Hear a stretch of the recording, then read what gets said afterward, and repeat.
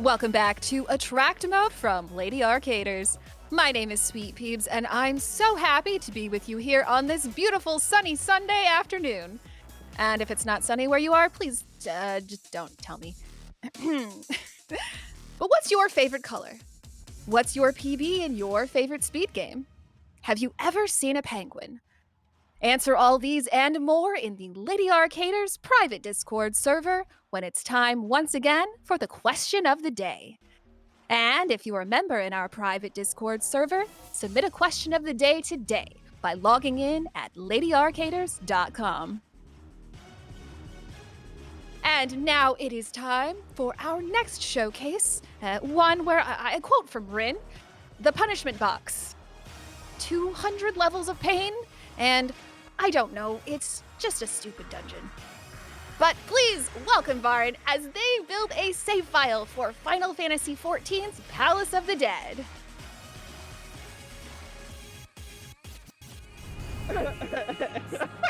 Okay, I didn't think you were actually gonna say stupid little dungeon, but honestly, it's true. It's very true that it is in fact a stupid little dungeon.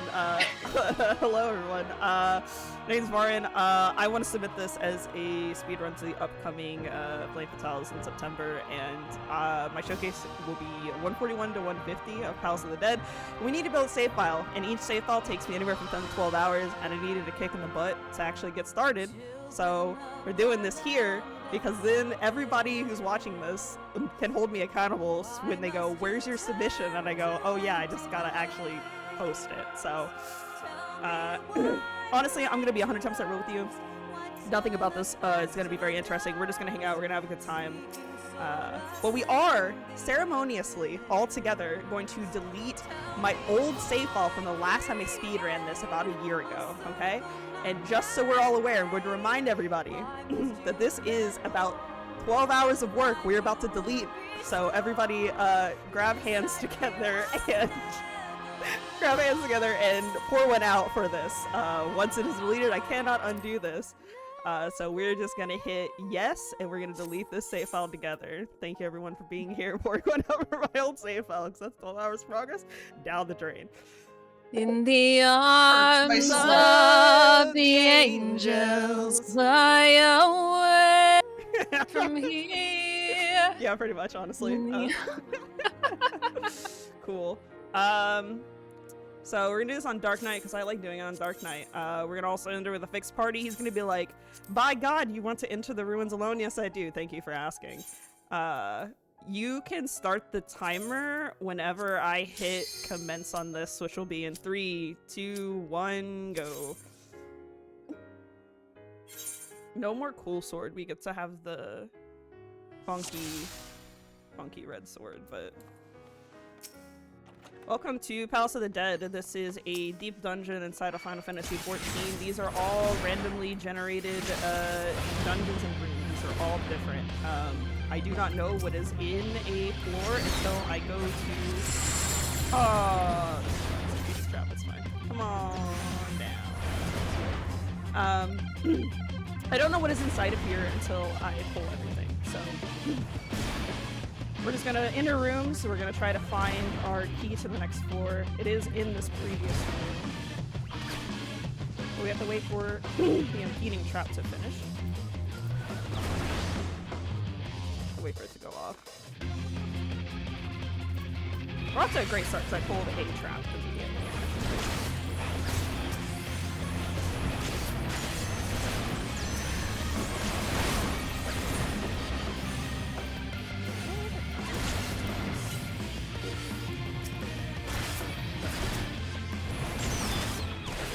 Oh, there we go. I was hoping to trigger a level so I didn't have to heal, but I used to find a token anyway. There's a lot going on here. So now that I've pulled all these enemies leveled up, open the door. Alright, cool. There's a map here. It says floor 1. There are different things on the icons here. To progress to each next floor, I have to kill a certain amount of enemies. And this key has like a spread that it glows. So it'll start from being pretty much like I guess what we call it a dead color or the off color. Basically, it's just not lit up at all. And as I continue to obliterate enemies, it will slowly go from like a reddish orange color to a bright blue, and it will tell me if the passage is open once I'm able to leave. And it is random every 4 how many enemies I need to defeat to open said passage. And we just do this and rinse, wash, repeat until the end of time. I don't know why I opened that, because I don't need Aether Bowl. I've been doing Heaven on High recently, where you need to open silvers in Heaven on High. In Palace of the Dead, once you have 99 Aether Bowl, there's literally 0 reason for you to open silver chests, because they only contain your Aether Bowl. But in Heaven on High, they have your Magicite. They have your Demi-Magicite on it. This little menu over here, we'll just put it in the middle because I honestly don't need to see my character. There's cool little stats here. It tells me I'm level 5. It tells me to my next level I need 53 more experience. And then it also tells me that I have 99 Aether Bolt Arm and Armor, so unique to Palace of the Dead. You don't have your normal, like, gear stats. So normally, hit the wrong button. Normally I have gear that is on, is the outfit I am wearing. It is a custom outfit. It's pretty cool. Normally you have gear in this game that gives you your stats, gives you your different, like, you know, your strength, your defense, your vitality, all those kind of things. But in Palace of the Dead, you don't have that. You have your Aether Bowl Armor. You get those from the silver chest that I mentioned earlier. But I have full 9999 because I do this a lot, unfortunately. So that's pretty cool. There's also these little pomanders. Oh, landmine trap. That's tragic. I'm gonna move these back to my bar now, actually, before I forget about it. Whoop. Ooh, cool. So I have these little pomanders here. And they all do different things. So our Pomander of Safety disables all the traps in the floor. Our Pomander of Fortune makes it to where more chests will drop from enemies when I defeat them. There's a Pomander that allows me to revive on the spot if I were to die. There's a Pomander for showing me the entire floor. It's right here. Our Intuition shows us the Accursed Hoard, which is just a random little treasure chest you can find sometimes in Palace of the Dead, Heaven on High, and in the Orthos. But unfortunately, we don't really care about those, even though I am going... Oh, that's not what I wanted. It's the wrong interact button. It doesn't matter. Even though I am going for the challenge that is, find 20,000 of the Accursed Hoard, I am not going to be doing it here, because it's just a big old waste of time. It is a huge waste of time. It's a huge waste of time. Because you have to go out of your way to either randomly find them, or you have to go find the room that they are inside of, and it's not fun. And you might also be wondering, wow, Varn, you're pulling like every enemy. You're pulling like every enemy inside of here. Yeah, because I'm on tank, and tanks are tanky. I can do whatever I want. Smile emoji.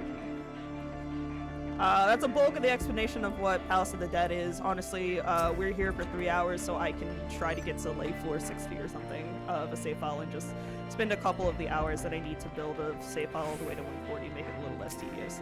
I did open the door, but not only was the door all the way here, I still need to get to level 60 in total. That's the top level I can be in here, so I'm just gonna kill some extra stuff while we're running. Just gonna kill some extra things so I can get to that level a little faster.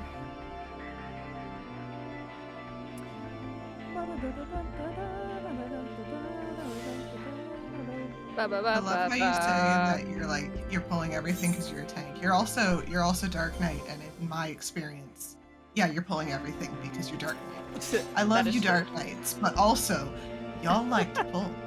Okay, is that like Batman? I don't know. Because that's like my only frame of reference for the Dark Knight. Well, no, it's Dark Knight's lore in 14 is basically like, you have this thing called a steam, and I don't want to, I'm gonna be real, this is the only job story I don't want to spoil because it is the only job quest story in the game I like. So honestly, if you're interested in Dark Knight, you should play the game and you should play the story, which actually, Do you want to read the meme? Do you want to read the free trial meme? Yeah. Free trial meme. Final Fantasy XIV meme. I found one that said, what if we kissed and held hands in the critically acclaimed MMORPG Final Fantasy XIV that's currently on sale, 60% off until June 9th. That's an old one, but that's what I saw. Hang on. It could. I'm 100% actually be on this sale. whole No, man. I don't. It might be. It might be. Let me go look. It goes on sale Let me go about look. twice a year, so. Oh. It's not right. Yo, I Okay, love I'm looking for an That's a good song. All right. Probably not right now. It is. You're like looking the- for the one that's like the critically acclaimed Yeah, I found MMO. it. Yeah, Yeah, you're looking for Yeah, I that found it. Have you heard of the critically acclaimed MMORPG Final Fantasy XIV with an expanded free trial in which you can play through the entirety of A Realm Reborn and the award-winning heavesward expansion and also award-winning Stormblood expansion up to level 70 for with no restrictions on playtime. Yeah, so the reason why that is important is because to unlock Dark Knight, you just need to get to Heavensward, and you need to be level 30, which, fun fact, to get through A Realm Reborn, you must be level 50. So you can, in fact, play on Dark Knight and play through its entire job quest line up to level 70, because that's where it ends. On the free trial, so smile emoji. But Can we discuss? Yeah. Can we discuss the fact that the jobs in Heavensward start at 30, even though you have to be 50 to get there? Can we discuss that that has never made a lick of sense to me? I think it makes sense to me. It. I think it makes sense to me because like then you're like forced to learn to play the job instead of unlocking a job at max level and then just like not actually like going through the motions of learning it. Okay, yes, I will give you this. You are smart. You are a smart person. I will give you this one. As someone who You can tell. is a mentor and has over 1,200 mentor roulettes under their belt, yeah, people need to learn how to play their jobs. Thank God it starts at 30. Yeah, You can that- tell me anything and I will believe you. Because I've never played, again, for the third time, I've never played this game. Honestly, I'm gonna be real. It's a good game. I've played this for many Yeah, you told me years. don't. Yeah, I've been Yeah, told. Because honestly, people are like, oh, Rin, I want to play this game with you. And I'm like, you're not going to be able to. I'm a busy person, unironically. I spend a lot of time playing this game, and even I'm like, just do yourself a favor. no. Just don't I do watch it. your stream sometimes. Like, I love watching people. I just, like, but also I have no idea what's going on.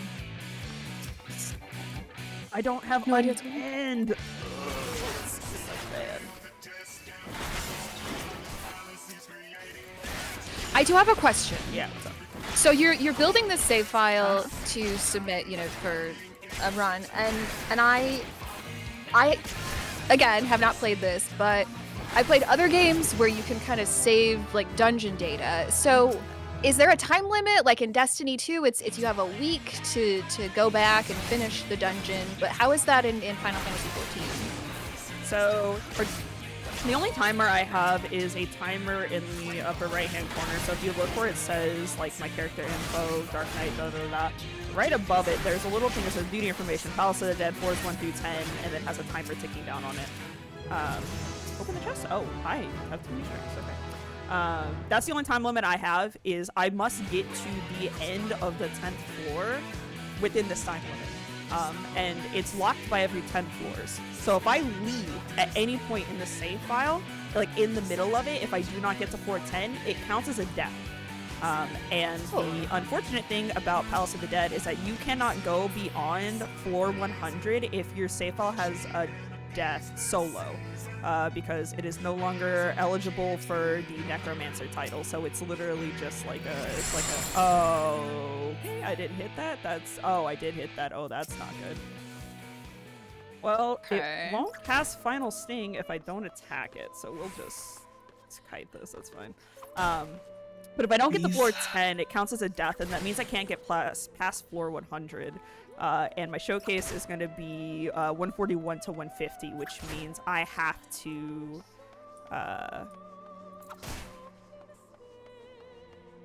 which means I have to, oh, gotta break line of sight, gotta break line of sight, gotta break line of sight, gotta break line of sight. Okay, we're good.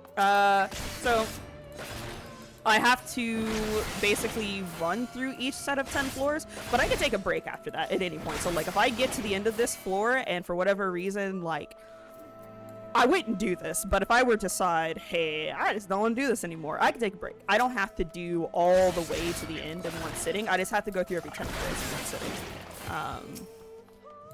And then after that, the save file is permanent, so I get to keep it forever, which is why you saw me delete my old save file that was like over a year old. Well, it's a little under a year old, but it's about a year old, and it was just sitting there.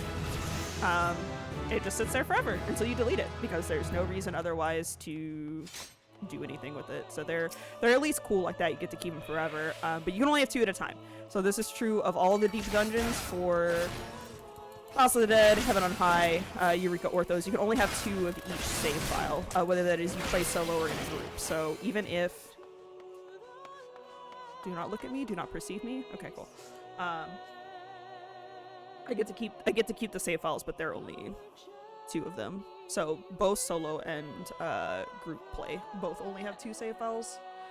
I wish we had more, because I would like to do multiple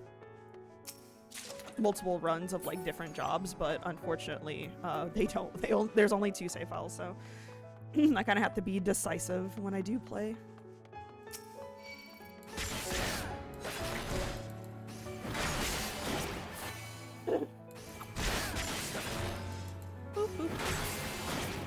You only play Dark Knight? No. I play Dark Knight and Gunbreaker. I play Gunbreaker in Heaven on High. There's not really... oh, Lord, second Hornet. There's not really a reason for you to play Gunbreaker in House of the Dead specifically. Mostly because there's no utility that Gunbreaker brings at level 60 that I can't get from Dark Knight at level 60.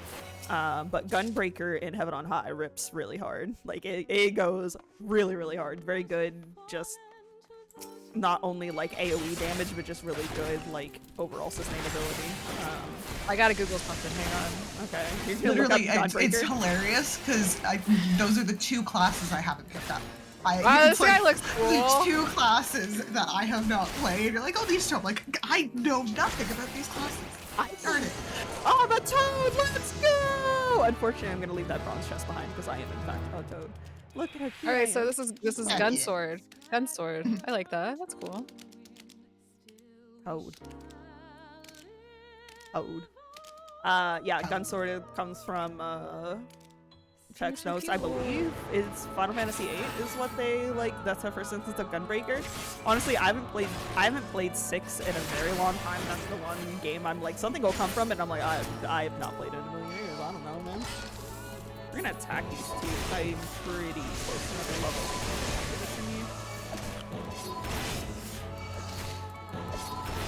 I'm a poser. Balance, right? So these teeth are kind of scary. Like, what's happening? Woo! Good thing I hit that regen potion. So the other thing that's interesting about Palace of the Dead, I probably forgot to mention, you'll see random traps happen. I turned into a toad the previous room. I hit a detonation trap there. So if you are any further than 1 pixel away from the wall, you are at any point vulnerable to traps. There are multiple traps that you can have. There's Veneration, which keeps me from attacking or casting spells. And also, there's one that makes you do less damage. There's detonation traps, things like that. I'm going to ignore them until about 120 because none of them are... Wait, I said this song wouldn't play again, and it did. Let's go. I love Metal Justice mode. Great song. But I'm going to ignore traps and I'm going to hit a lot of them. I could save a lot of time by just hugging the wall, but also I don't care. I've done this for too long and I just don't care anymore. Every 10 floors there's a boss. Welcome to Death Gaze. We're going to spend about not even 2 minutes with him. It's not going to be anything interesting. You just hit him until he dies, pretty much.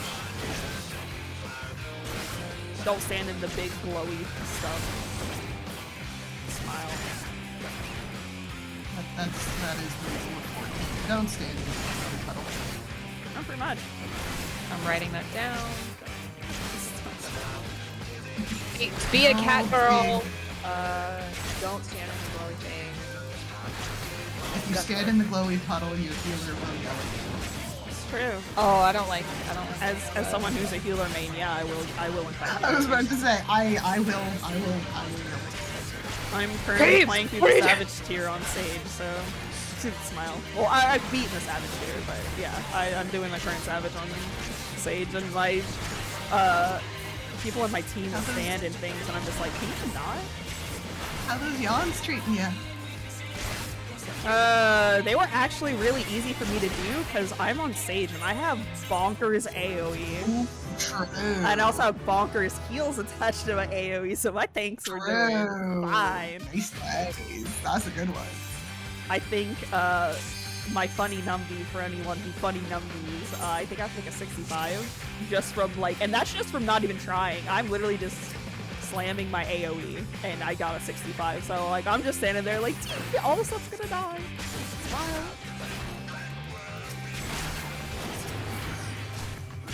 I like your cat boy, honestly. He does some good glam. He's a boy that is a cat. Does he dance, dance, dance, dance, dance, dance, dance? He does, in fact. He also, if I use... What is the base Catboy like dance animation? I don't mean to distract you. What is the dance animation for the base Catboy? I have not seen it. Do you know what the slash command is? Is it just dance?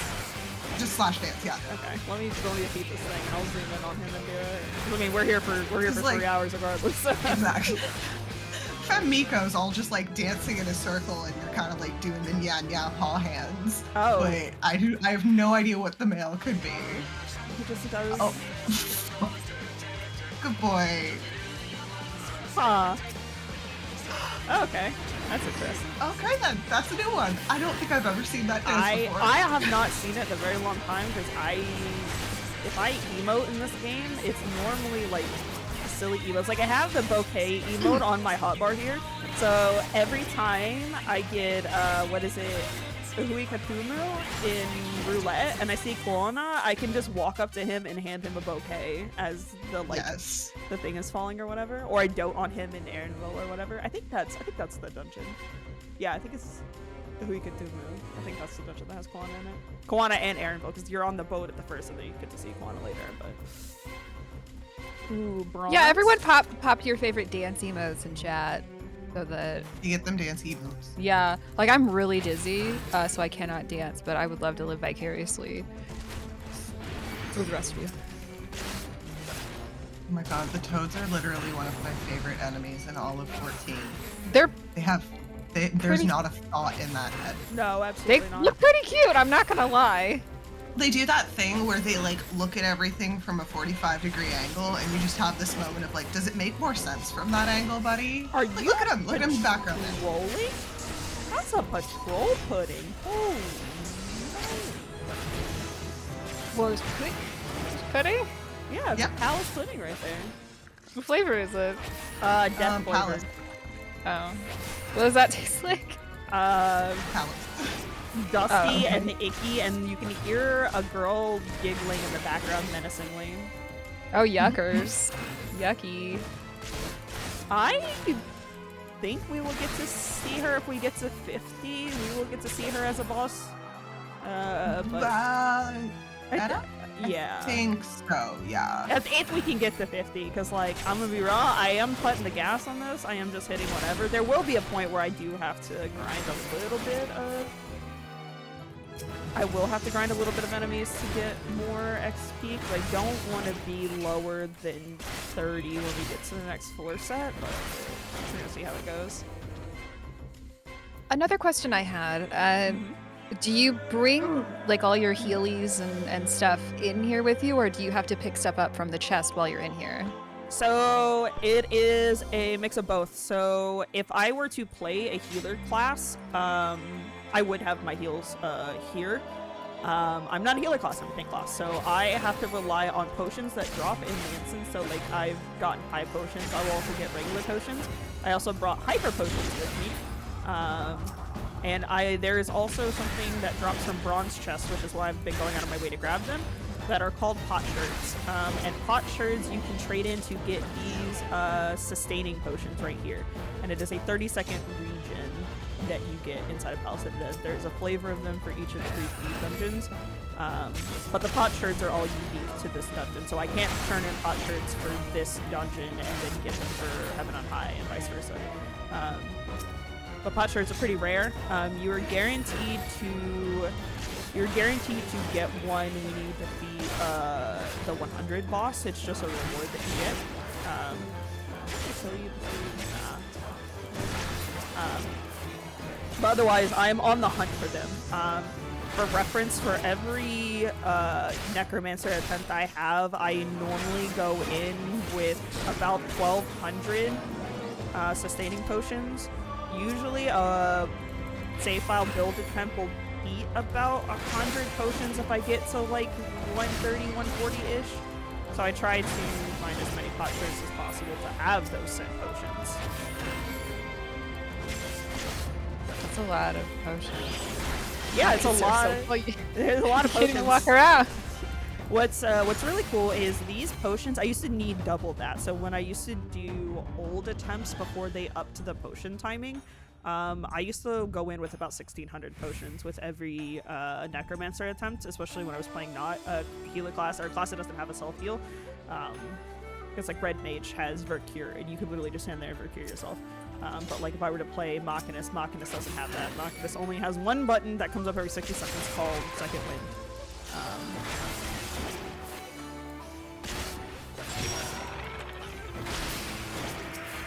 But as you can see right now, I only have 348. I have not been in here grinding pot shards. It's gonna be real. I've been doing a lot of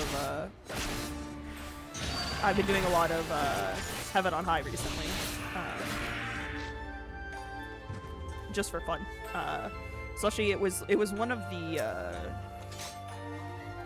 the goals the last Mog Tome event, so I took a bunch of people through Heaven on High during the last Mog Tome event. I think I did more Heaven on High runs during that than I have in the past like year, which is pretty wild. But Heaven on High is also. I meant to get in on that one, and I just did not have the time to grab that. That would be such a nice boost for all the tomes. I just grabbed people. I said, "You want free Mog Tomes, baby? I got free Mog." Oh, I'm a frog again. Frick. Oh well. I just grabbed people. And I was like, "Hey, you want free Mog Tomes? Because I need to go look for the accursed horde." Smile emoji. Heaven on High is also the easiest way to get the 20,000 of the accursed horde found achievement because. Oh.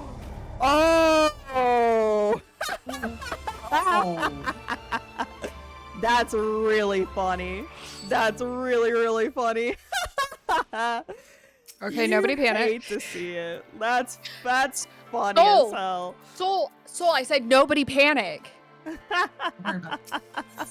happens. I was a toad and I thought my toad would fall off before he hit the Devour, so that's why I grabbed him. I got a little funny, but that's okay. They got a little silly.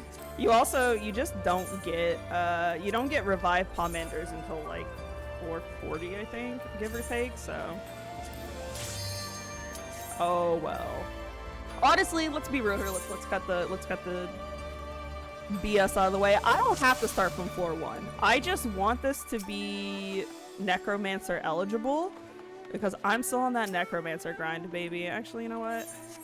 That's what I was wondering. I'm like, why are you starting at 1? Okay. I do want them to be Necromancer eligible. We could do this. Mixed party, yes. Let's just do 51. I think that's fun. I do need technically a secondary file to do the recording because I'm getting a new GPU next week, which means I can crank all these settings to max and make it look very pretty. I have the settings on medium-ish right now because my GPU just isn't having fun. But now I have all my abilities because I'm guaranteed to be level 60, which is pretty cool. Always the fun part of going down to like lower levels is, oh my goodness, how do I play this class without all of my stuff? That's true. We can just make this save file we can just make this save file the one I actually do the recording on, and then the other ones will be actually necromancer eligible. Because again, they take anywhere from 10 to 12 hours to make, so like I might as well make them worth my time investment. But I have no Pomanders, which means I'm going to be opening golds all the way up, because I did not want to do this, but we're going to do this anyway, because I'm greedy.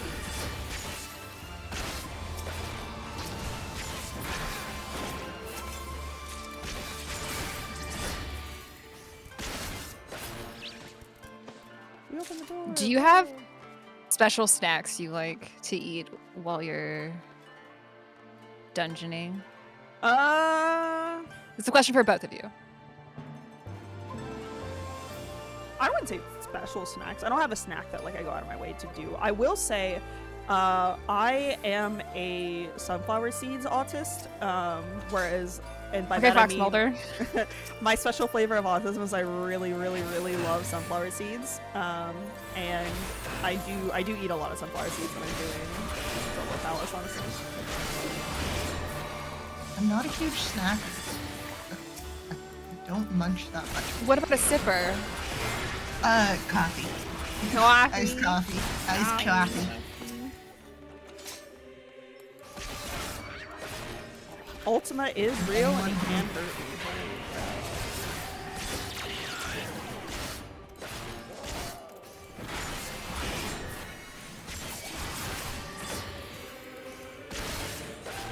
Something I love about Palace of the Dead is like, I'm gonna be real, Palace of the Dead made me a better overall dungeon player, like just going through like roulettes and playing dungeons, because I am acutely more aware of things that are happening in my surroundings, and like I placed that salted earth there, my little AoE attack, like 4 AoE attack, because I knew that Anubis was gonna walk right towards me and it was gonna grab him and do some damage to him when he came around the corner, because he was gonna see me regardless, like I didn't have a choice.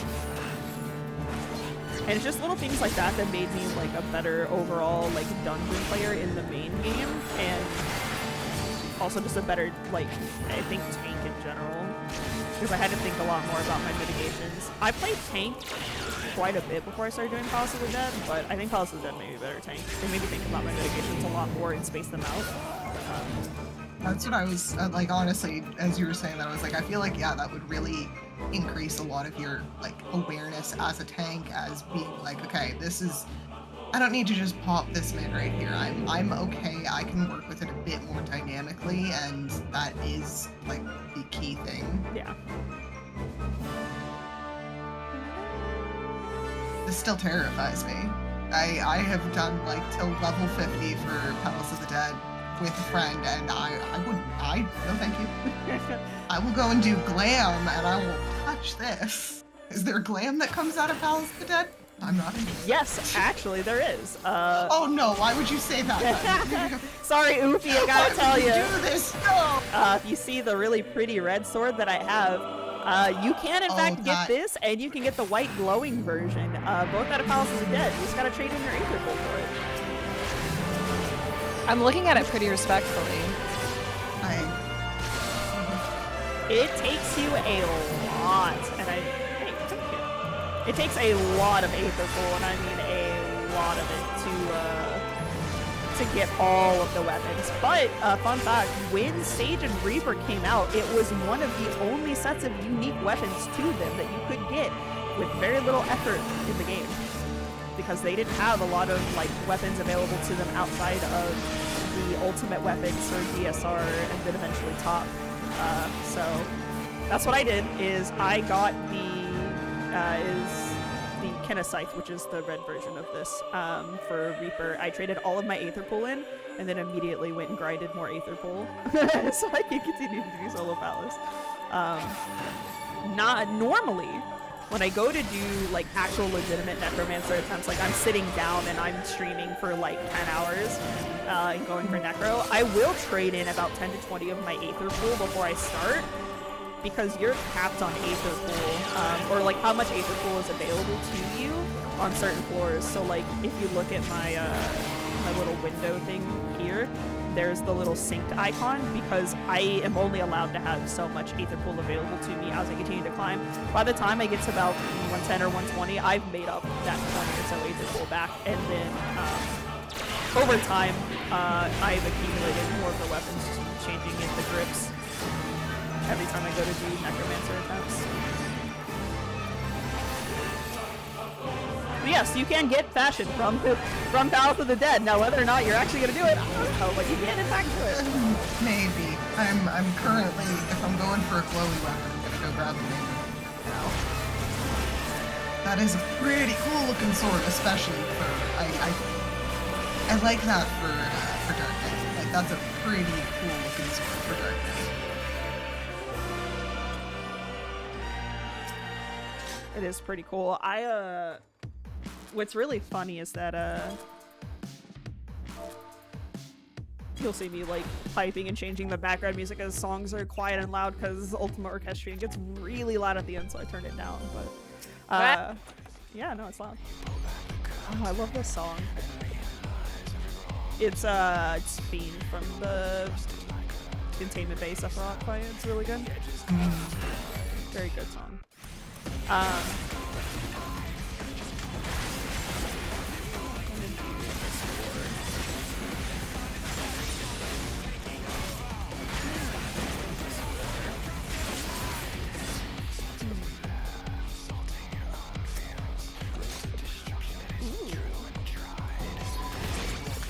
I'm not a fan of no ability for it, but I don't have a...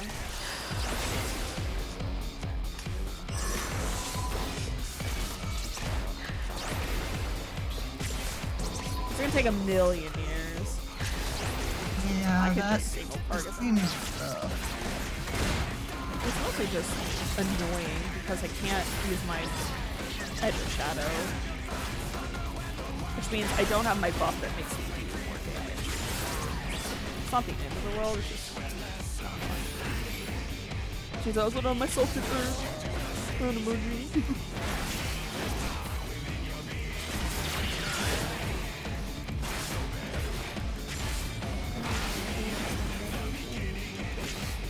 I actually have had to do... I've been working again on more anima relics just to get some of the materials out of my inventory.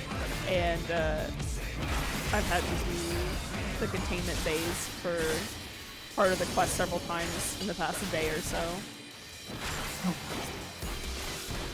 And every time I hear the song, I'm sent back to Sephiroth Unreal, and I'm just like, take me back.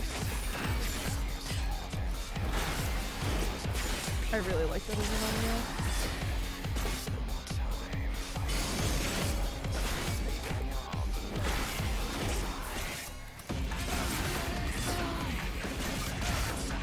Oh my lord.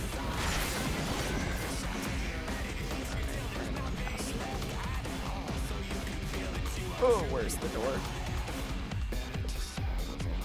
Ah, okay. I was hoping I would be far enough away.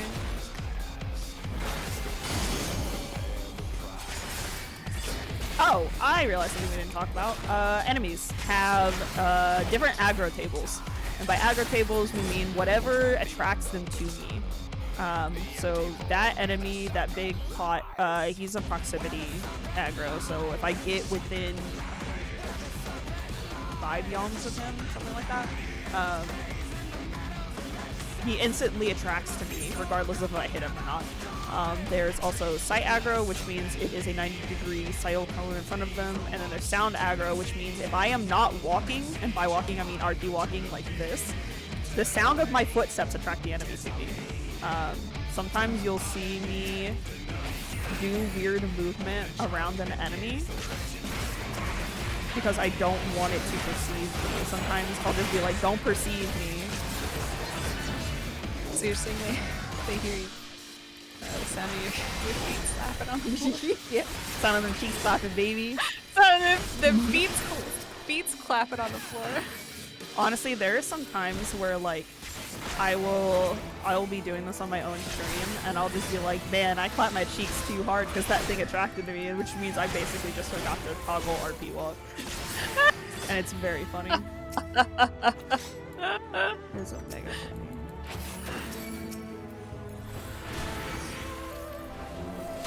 We call tank stance the DLC in my stream because it's literally, I guess the tank forgot to download the DLC. Yeah, like They must do it mid-dungeon. they don't have all their abilities on their bar. They gotta download them. You gotta download the DLC. Come on, please.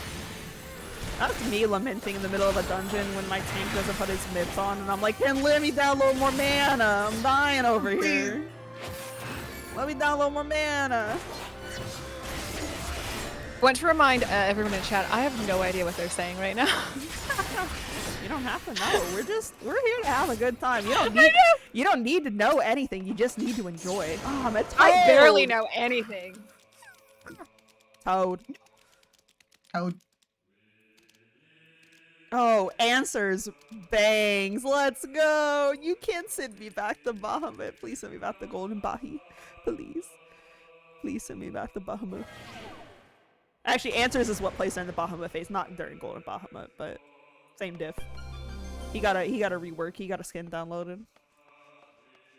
It's part of that awesome package of buying the expansion or whatever, yada yada.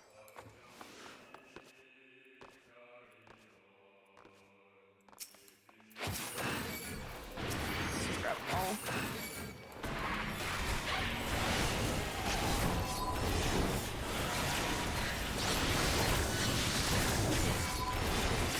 Also, before anybody says it, yes, I'm a clicker.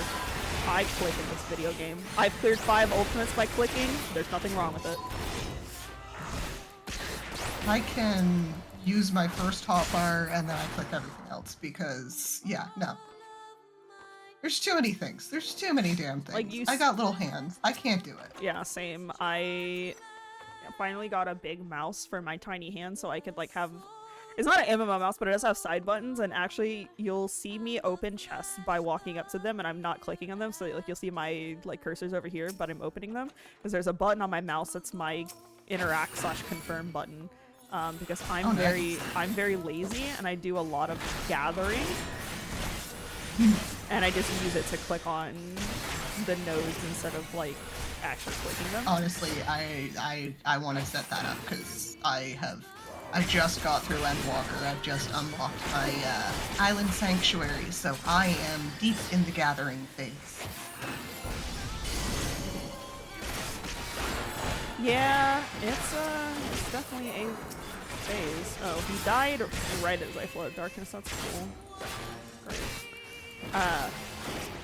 Also, fun fact: if you ever decide that you want to go and do relics, and you decide, oh yeah, running old dungeons in roulettes, and I'm gonna greed all the gear, and you gotta turn them into your, your free company, your interact button works if you hover over the first item in the list. Like you got a large list of items to turn in, you hover over it and then hit interact twice. It will then send it to the person and then it will confirm that you want to hand it over, so you don't have to click the 2 menus 30 million times. You just blast through the list. Oh no, I hit the wrong button. I went to hit my interject and I actually hit my stun, and minutes can't be stunned. That is annoying for security, because I cannot be arsed to have Cox. So minutes give you they do a spell called Infatuation, which then gives you Cox, which makes you do less damage, take more damage. It gives you a bleed for 10 whole minutes, which is bad. I can sustain my way through them because I am a tank and I do have 346 sustaining potions, but that's a waste, so I'd rather just not do that.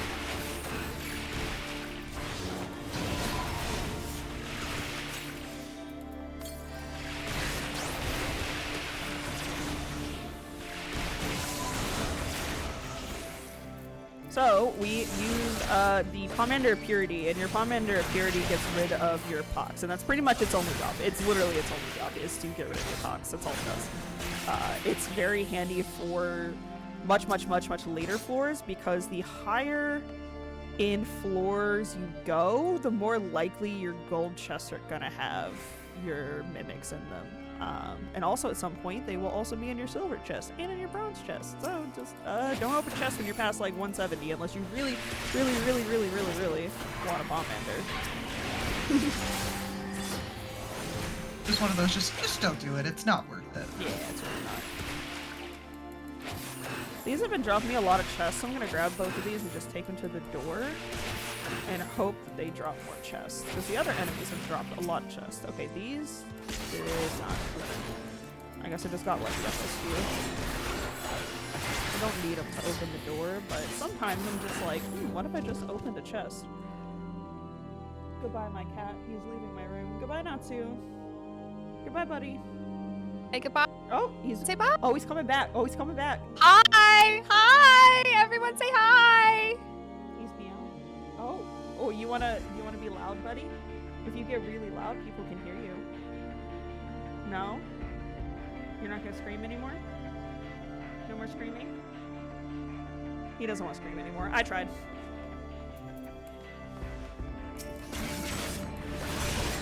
Sometimes you just need to almost leave a room, come back in, yell.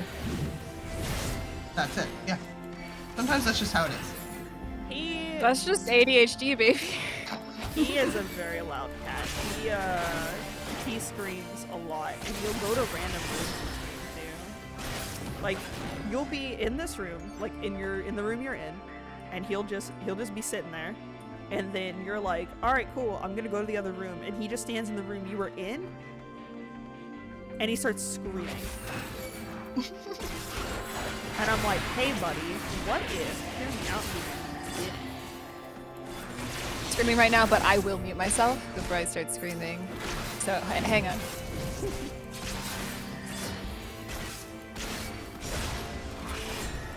All right, I feel better. Some days. That's just how it is.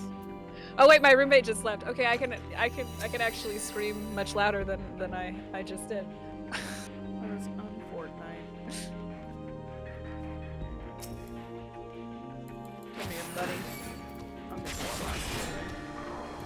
I just noticed you found the map. Was I literally not paying attention every other time you did that? Well, I use the palm ender because sometimes, so it'll pop up on the screen, but also I have a chat cover on for my chat, just in case I tab over to a very spicy crossword link shell I am in. I don't want people to read it, so I have a chat cover on right now. But it does tell me in the chat when I go to interact with a chest. It'll say, like, this says you obtain a Pomander of Sight. If I have too many of something, it'll pop up in my chat with a really long text box before it pops up on my screen. It's just a little faster to read in chat. So I'll glance and I'll see what it says. I'll see, like, I'm looking for keywords. I'm looking for, I'm looking for sight. I'm looking for safety. I'm looking for lust. Like, just keywords, and it tells me which one I have the extra of. And then I just use it. So that time I had it, the chest told me I had too many sight Pomanders, because you can only carry 3 of them at a time.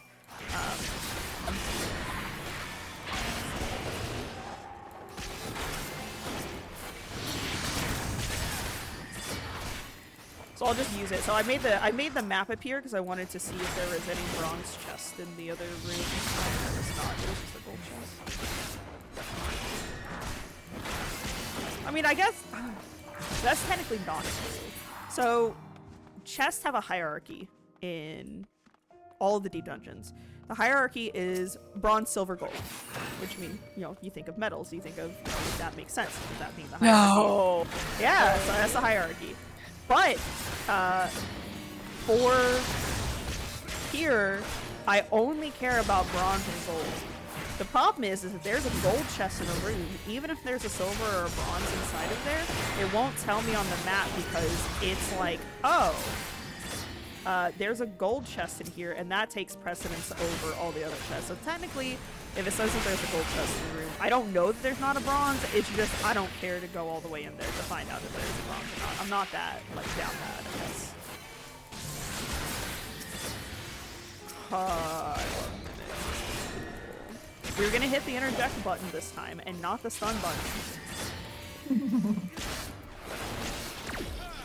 There are right next to each other. My low, blow, and interject are right next to each other. Because I use them both in dungeons, so I'm just like, they're right next to each other. Hee hit the wrong one. Gets boxed. God, I feel that.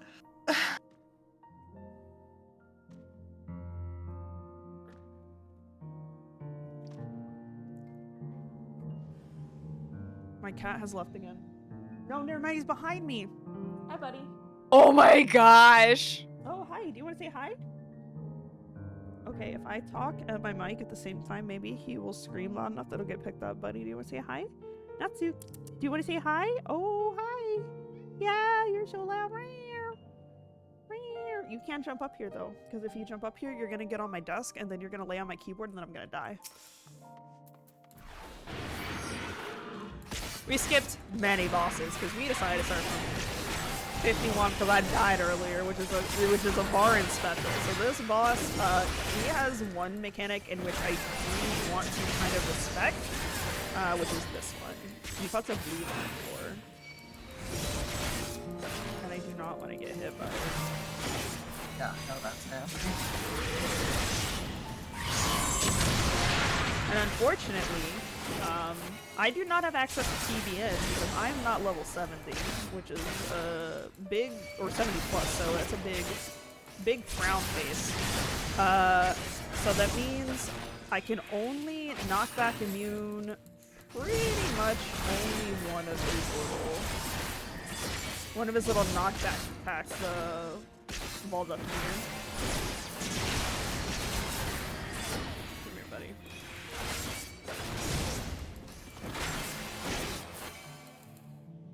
Alright, we're just gonna respect you.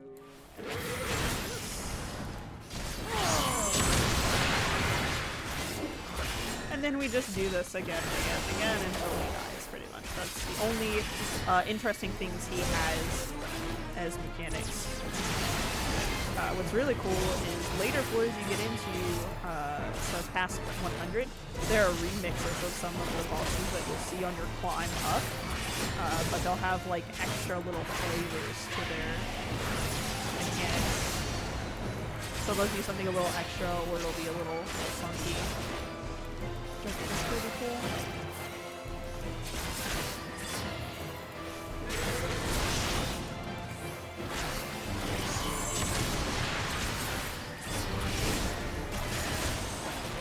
This is the hardest part about doing this on tanks because they have okay damage, but you're literally just standing there. I didn't want to do this, this is taking too long.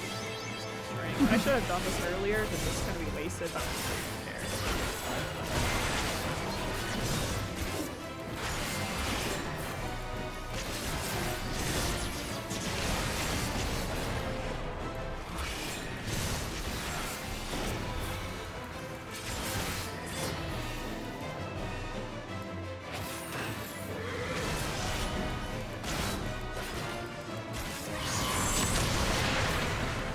The most gripping content comes up. That is why I mean, it's content that has to be done. That is true. It's also just why I'm very picky about like what floors I do showcase when I submit. So if you've never seen like House of the Dead, like any of the bosses, And I haven't. I can cross-post it in the Lady Arcader server, so you should join us if you're an arcader who might be a lady or lady who would like to join us. You should do that. Amen, comrade. What a wonderful suggestion. I'll probably post my VOD whenever I'm done with it, like my second VOD. But the 150 boss not only is a hot succubus lady, she has really cool mechanics you have to respect and do, like when you're a melee class, which is why I particularly want to do 141 to 150 as a submission. It's normally the submission I make because it's one of the only interesting bosses in this game, or like in this dungeon, aside from I want to say the 180 boss. But I'm gonna be real. I don't think I could showcase 171 to 180 because not only is that probably one of the hardest floor sets, that boss is the hardest boss in all of House of the Dead. The 180 boss is a prime.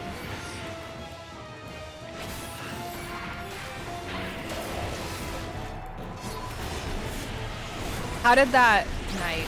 How did that person on the horse? I don't want to presume, but how'd they lose their head? Where'd it go? I have no idea, actually. It's like a knockoff wannabe Odin. I was thinking that. I was looking at it. I was like, that looks like Odin, but nope. You will find Not that quite. a lot of stuff in this game will reuse old models.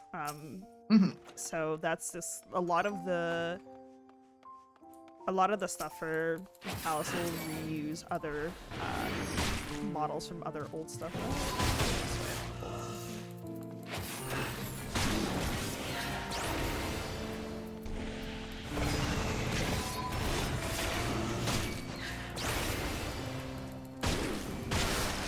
So like these T-Rexes, this Palace Tyrannosaur is the same one you'll see in the Forbidden Land Eureka. Like it's the exact same model. I do want that gold over here though. We're gonna go grab it. Ooh, alteration, pog. I will need that for later floors. Alteration's a cool palm ender. It basically turns all the enemies inside of one room on the next floor you go to. They will either all be they're a special flavor of Mandragora, but I don't remember what they're called because I'm really bad at names, or it turns them all into mimics. The Mandragora wannabe things all are one-hit wonders. Basically you literally just do an attack on them and they explode and die. It's just an easy way to clear a room really fast. Like me.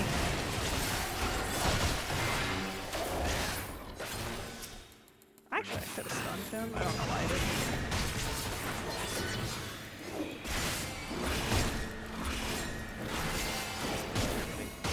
Oh, okay.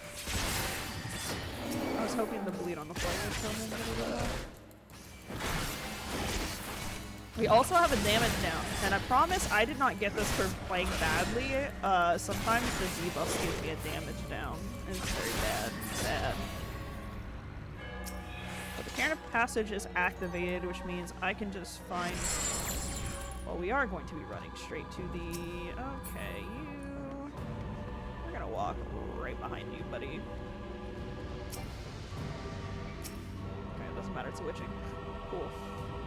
So we do that. We see that they are site aggro, so the Tyrannosaurus and the big alligator both site aggro, so I just needed to walk between them to not trigger them and pull them. This game is cool sometimes. We've got a pretty okay amount of commanders. Still not where I want to be, but...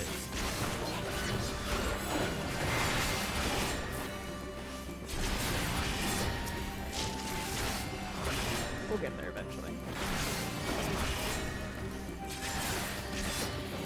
And then we just do this for however many more amount of hours that there are. Well, we have some hours left. Hang on. Literally nailed my 1.5. 1.5. Fog!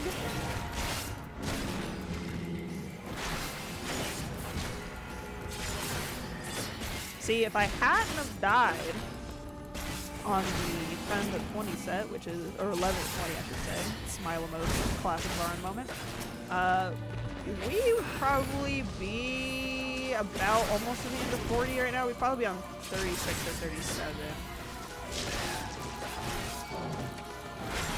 The higher you go, the harder the floors are, just because the enemies... That's a landmine trap, that's cool.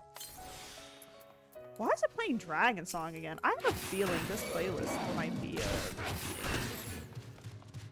Ooh, that's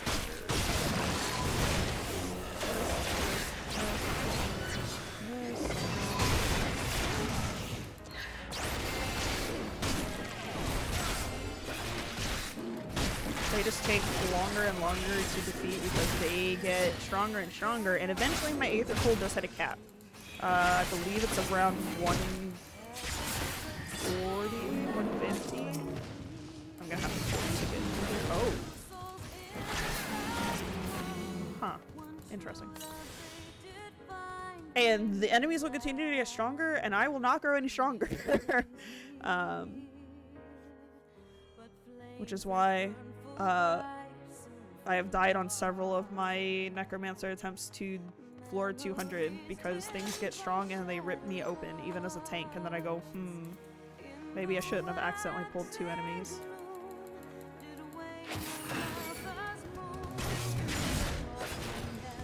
I'm gonna skip Dragon Song, we heard this earlier. Oh my god, Born from the Heavens, let's go.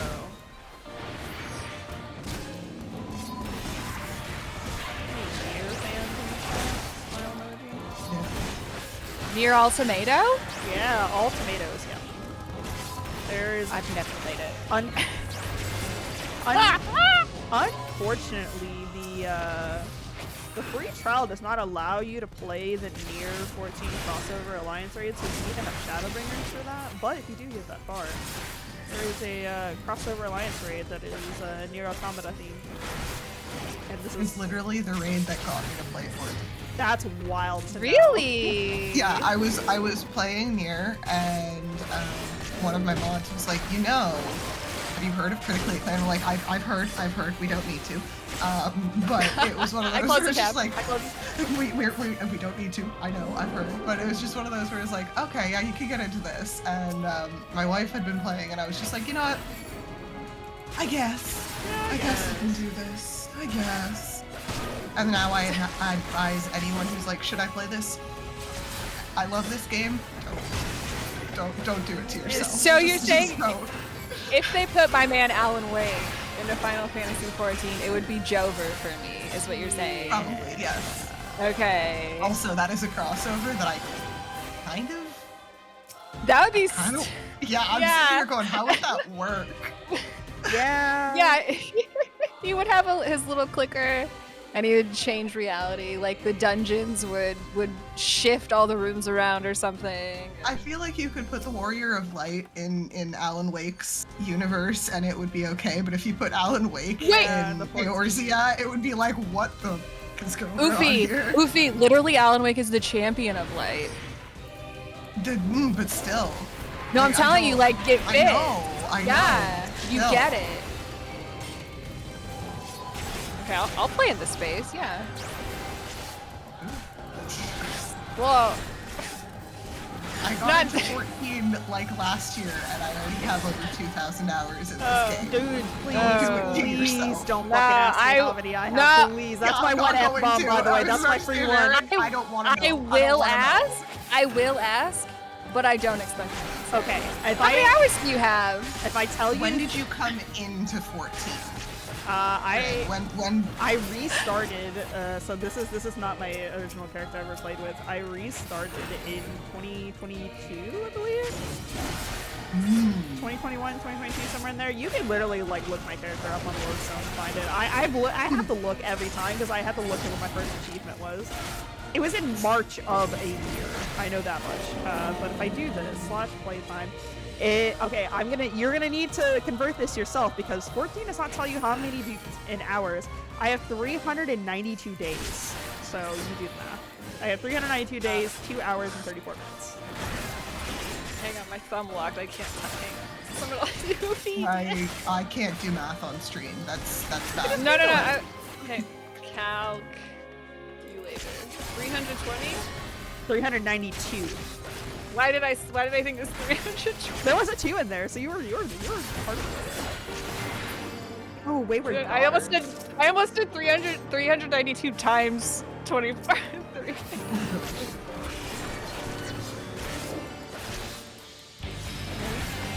Yeah, I mean the right thing. 9,408. I gotta catch up. Yeah, 9,000 hours. Yep. That's so poggers, though. Well, when people tell you this game eats your life, we aren't kidding. Like, I have 500 hours in Disney Dreamlight Valley. Is that equitable? I think I have 1,100 or 1,200 hours in The Binding of Isaac, something like that.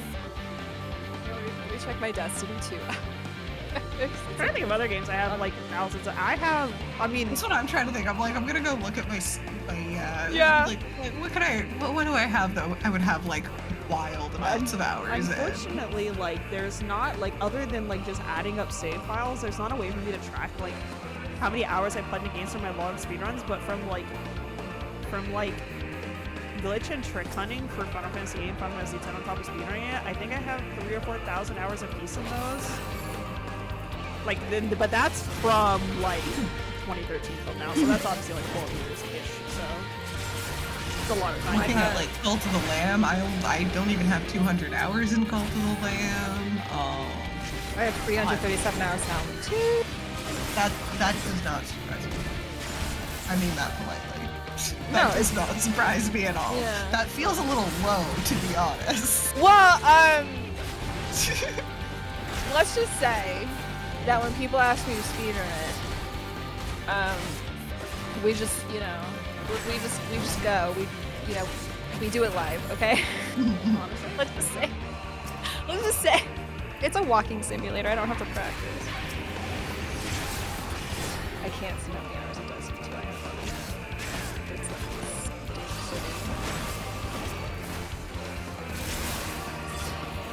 but it's a lot. It's like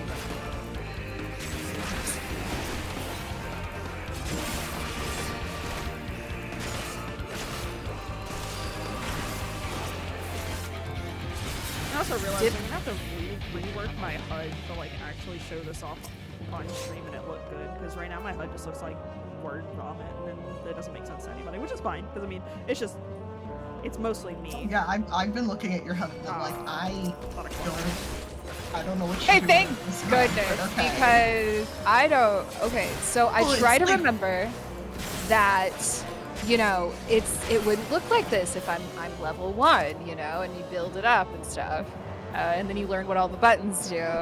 But yeah, like this is nonsense to me. Well, it's also you've got like so many other things. The HUD for 14 is incredibly customizable because we all have stuff that we find to be Look at all this. Look at all more this. or less important. Yeah, but that is customizable. But it all like everybody's got different ways that they want their stuff set out. Like That's Also- so cool that they allow that. I have it drawers. is really nice. I have drawers for all my stuff. Oh, okay, that. And by the way, that's not a mod. That is completely vanilla. I need to know how to do that. That's beautiful. Okay, this is on you, Lumpy, because I will forget, but if you remind me, I will send you the guide that you need to follow to make it. I will actually remind you for that, because that would be very, very helpful for a lot of my stuff, because I am an emote collector, so I have... We're not going to talk about the fact that I have 14 of them right now. 3 hotbars full of emotes, just active at all times.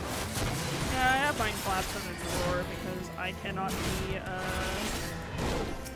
be arsed to have all of those visible. See, I would prefer to have that collapsed in a drawer on most times. That's beautiful. I like that.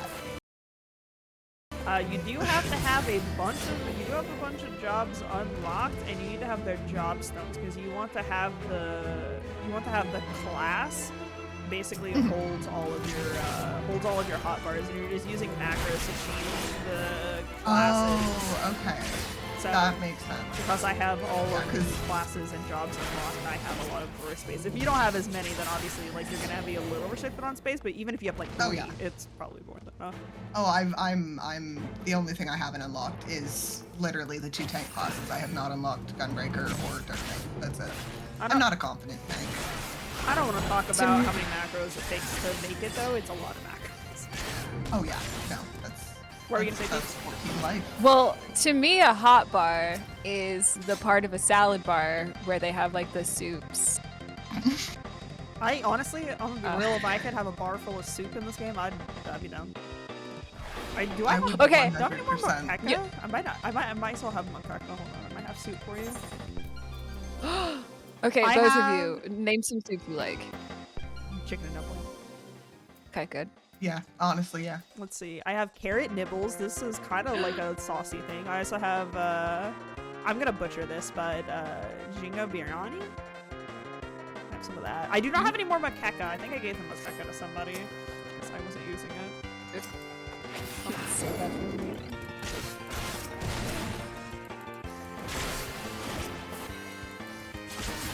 I'm a vegetarian, so, but I miss chicken noodle soup so much, so sometimes I will make a vegetarian version. So that's my favorite soup. Oh, and minestrone! Minestrone is a very good soup. No abilities and no sprint. This game hates me. This is Ew, why? amazing. Apparently. I hate those You know things. The crocodiles where their faces open up. I'm not.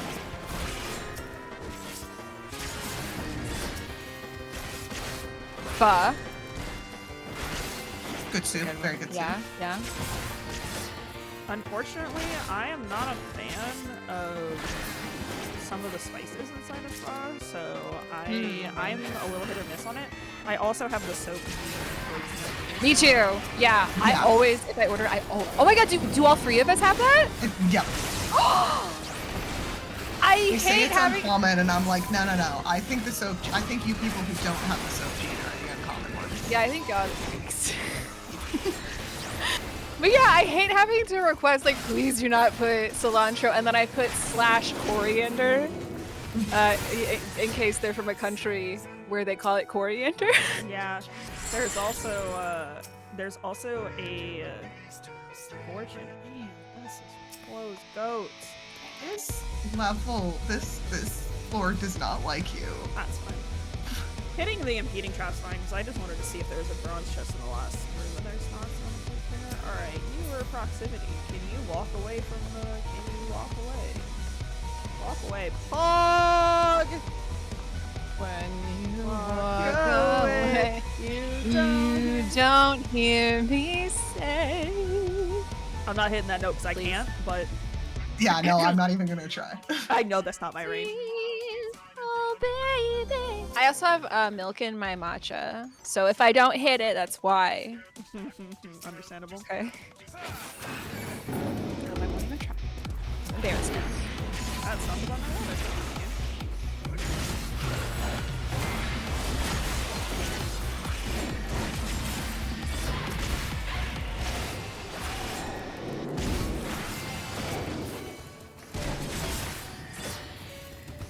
Don't mind me as I just change songs as we go.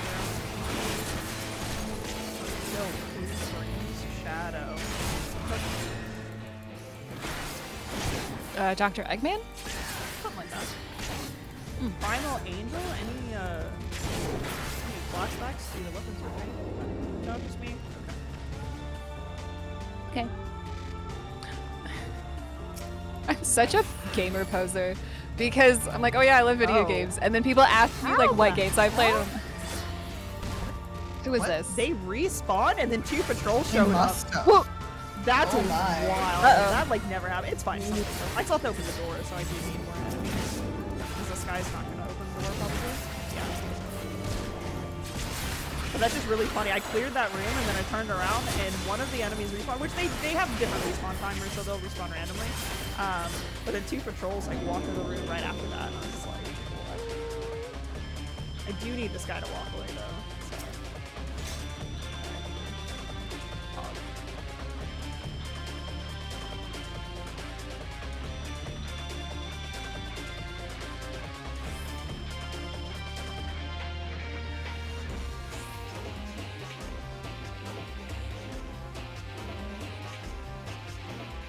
Alright, Water Boy, let's go.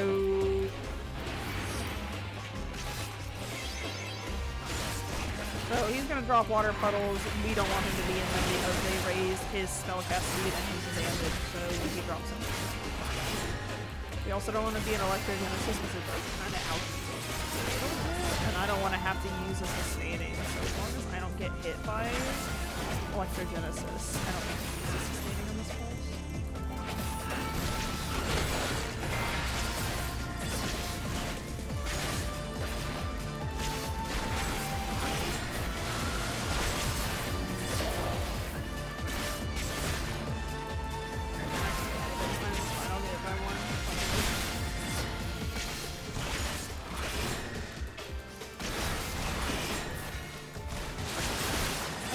rinse, wash, repeat until he dies.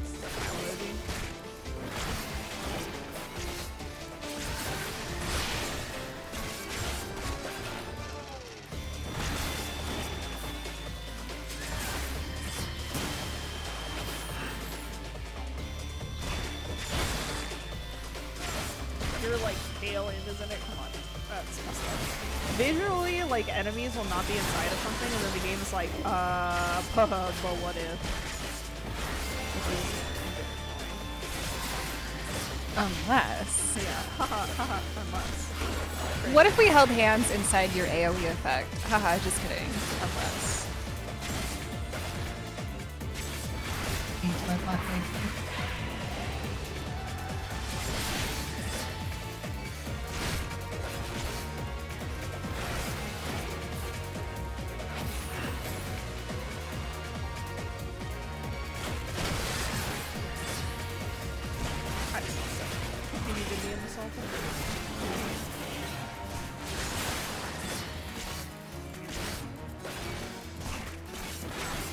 Does anyone in chat have any questions? Are you like me and you've never played this game? Reset the counter of me mentioning I've never played this game. But, you know, just, I don't know. Does anyone have any questions? I will yap about I mean, this game for a honestly, million years. yeah, like I'm really enjoying watching this.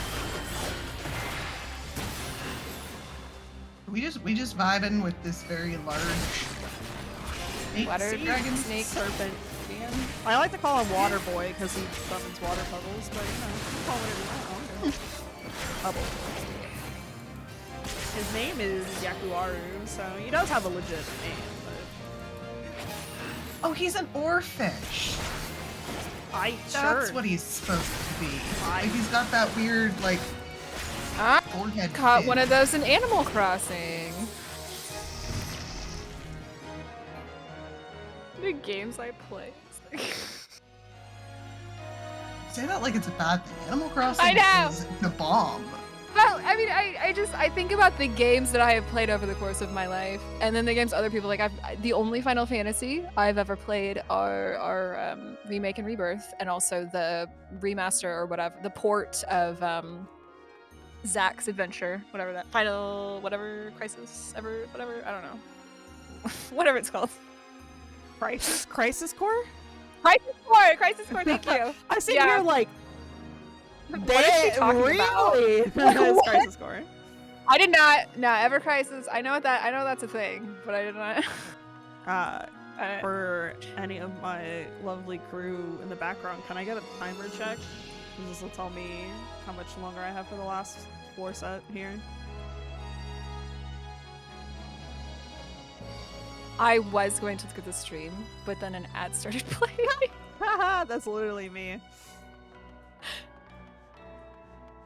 I'm hoping Soul has her headset on and is listening, but someone can send me a timer check whenever. Please. Stream timer at least. Right, Holly's- now. Holly's- I'm seeing Holly's typing. Let's go. Holly is typing. Let's go, Holly. Let's go, Holly. Let's go. Shoutouts to Holly. Oh, it's not typing anymore. No. No. Yeah, typing. He's scared. Will's typing. Holly and Soul are typing. Let's go. I should have started a timer at the same time, but I forgot to open my split. So. Oh. Oh.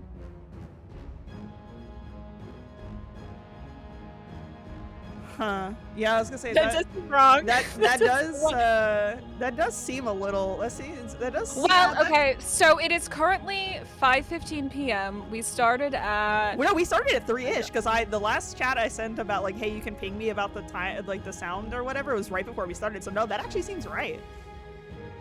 That actually seems about right. Okay. Huh. Okay. Cool. okay. All right. Well, we're. Time flies when you're playing FF14. That is true. That is true. I'm gonna do one more floor set, and then I think we'll take a break when we get to the end of the next floor set. This next floor set's like about 25 minutes-ish, give or take.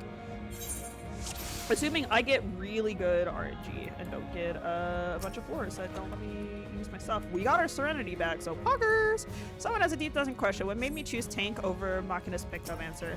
I'm gonna be real, I'm a very stubborn person. And while I know that it would be easy and I could just immediately clear on something like Machinist, which is actually how I got my 1 to 100 solo clear, my Lonely Explorer title. I got on Machinist.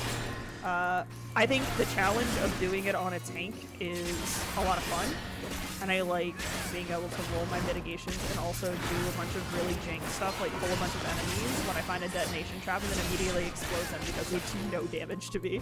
I think that's really cool.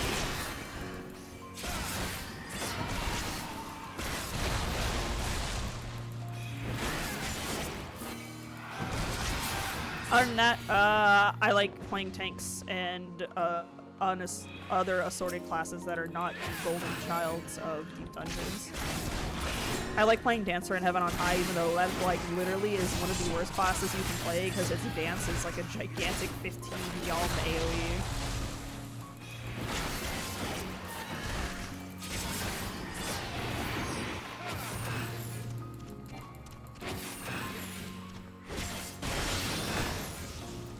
Tackle landmine trap, that's pretty cool.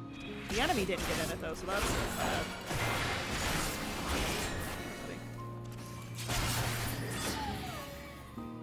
I'm also very determined to make my Necromancer clear on tank and not a DPS. Almost everyone else I know who's gotten their Necromancer title is on a DPS, but I want to do it on a tank. And I'll get there eventually. I just need to stop having ultimates consume my life.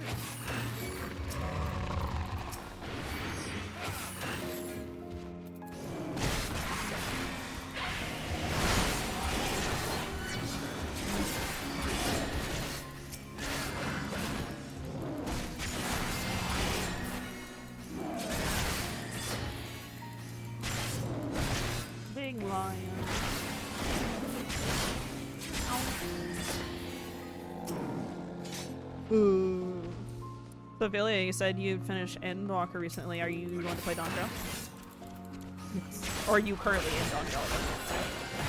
Currently working towards getting in. I've been doing most of the MSQ. Yeah. Been doing a lot of the MSQ with Jo, and she is a very busy lady, so we have not been able to like grind it out, but holy heck. Endwalker was amazing. Endwalker is very good. I mean, my favorite expansion is you are a site aggro as long as you. Oh, you were facing the other way. Because your butt's in the wall. I thought his face was in the wall. So sometimes enemies can walk into walls, and it's really hard to tell. So I looked at him and I was like, "Oh, your face is in the wall. Just walk right in front of you." And then I realized those are his eyes looking right at me. But Shadowbringers is my favorite expansion, and I feel like Endwalker was just a really good like finish up by like everything all together kind of expansion. It was pretty good. I liked it a lot. The music was also phenomenal. Like just everything like flow really good. I also like the music for I know the name of the song because I've listened to it a million times, but I'm bad with names. I almost said Azus Lost because I've spent a lot of time there. No, it's I'm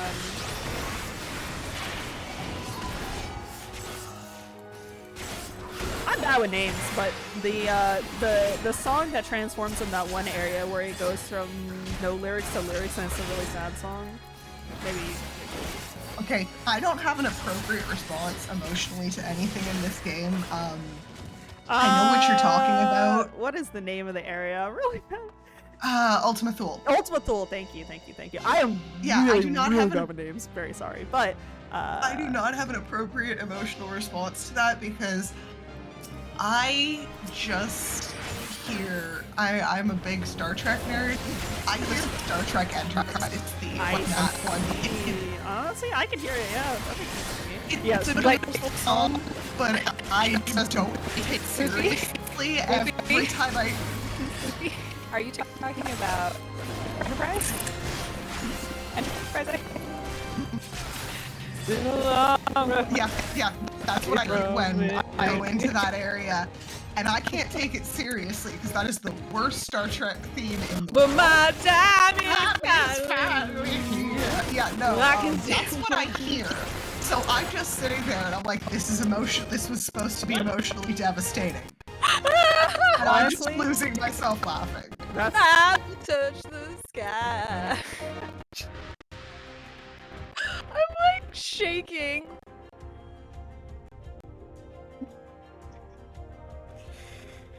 That's pretty interesting, actually. Yes, the song is called "Closer in the Distance," or "Close in the Distance," I think is the name of the song. But banger song, banger soundtrack. Like all the songs are really good. Like the opening theme, like Footballs. Oh, such a good song. And they got the Architects lead singer on it. And I'm a big fan of Architects, so. And like the instrumental of that song, it is a beautiful song. It's just the lyrics for me are a little bit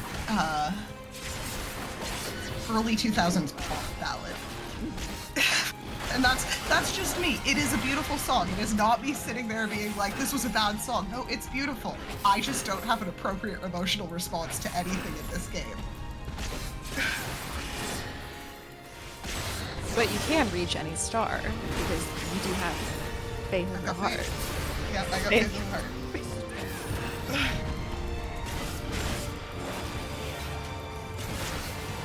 Sorry, I get into silly mood anytime that song comes up because it's a song. It's a song. I love singing it anytime someone mentions it. And then their face just like falls and they get so upset. What have we had? Not one, not two, but 3 patrols. Yeah, who are these men?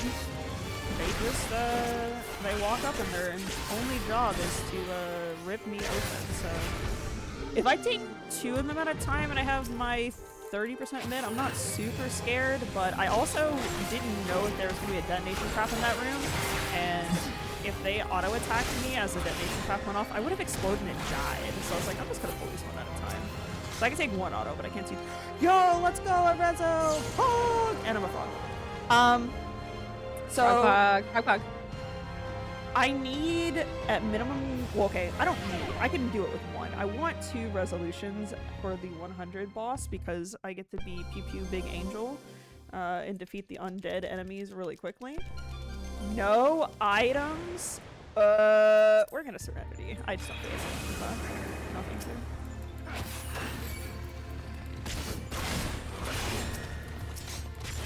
And we got our Serenity back, so free 99, baby. Let's go. Come on. I hate when enemies stop to attack. It is the most annoying.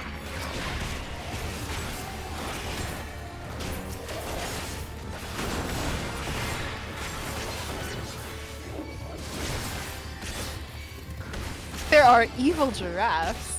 But Yes. I know that is evil giraffes. They are giraffes. They're giraffe-y. There's also evil gorillas. Well, They're all trying That to I kill me, so they're believe. evil, so... that I believe, evil Thanks. gorillas. No. You Yeah. spawned in at a perfect time. Please open the door. Pretty nice. Open the door. Open the door, maybe? Nope. Yo, patrol. Perfect timing, buddy. Will you open the door? That's the question. I like the idea that you're just like knocking on the door with all of these dead enemies. Just like knock, knock, knock. Hello, please. When I first started doing Palace, I was like, this is kind of wild and also kind of morbid because I feel like I'm taking like, I'm making an offering to the door. I'm like, hey, do you want to open if I bring you this many bodies? Like, so in my head, I'm just like stringing the corpses along, and then I'm just like, hello, is this enough to passage? Thank you. Like there's like a little troll living Dead body in the door. for you? A body? A dead body? You want a body? Anybody want a body? Like when a cat brings you a dead mouse. Yeah, I'll take a dead body. Which is I even mean, funnier what? given that you're a cat boy. It is true.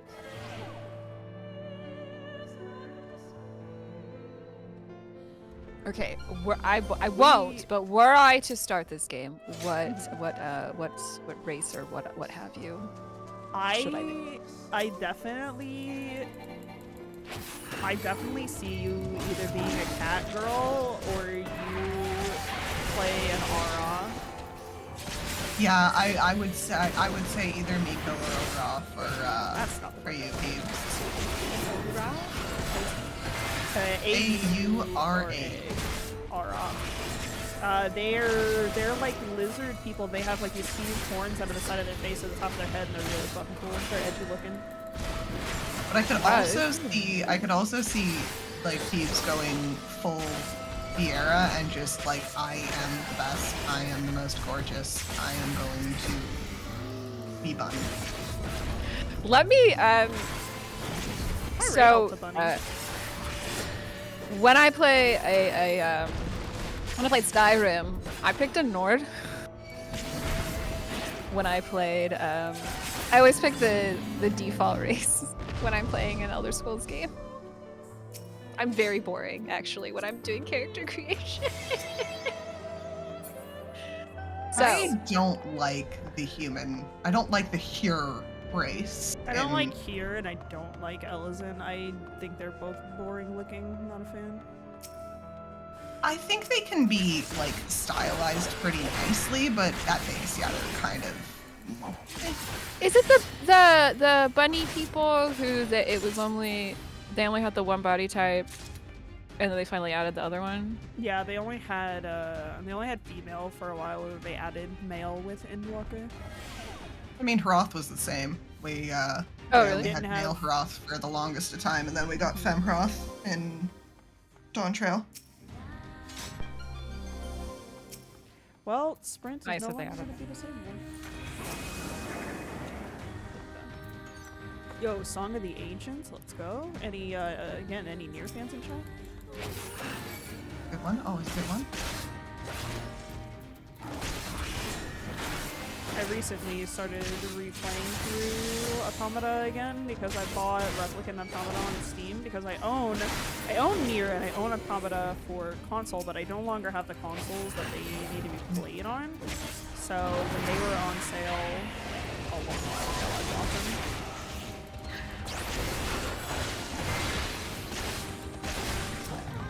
I don't have 2 stuns. Let's go.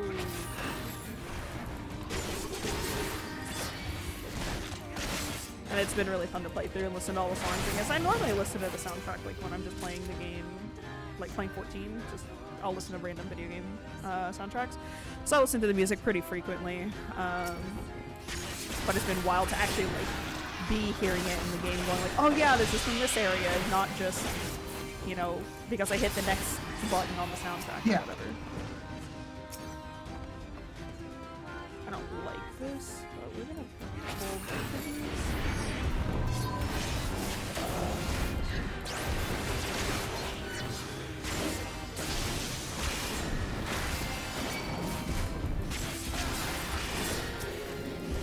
And we're gonna hope this guy opens the door. We have enough keys, enough bodies to the door open. Allow me in. Nope. Oh, that was goats.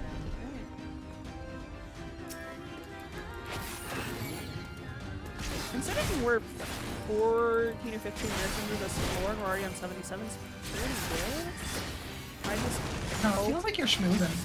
Yeah, once I get in the groove and stop checks notes. Holding things that insta-kill me when I'm in code mode, I can kind of get by. Trying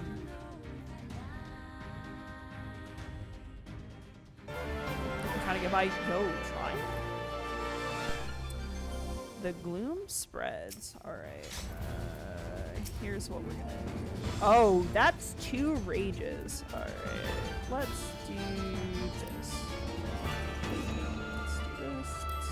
Let's rage. So now we're a Manticore. And this means that I get to one-hit KO everything that's on this floor. Normally this floor would take me a lot longer because the gloom means that the enemies take less damage and deal more damage to me. And normally this would take me 1,000,000 years to clear, but now the passage is activated. I'm going to... Yeah. Yeah.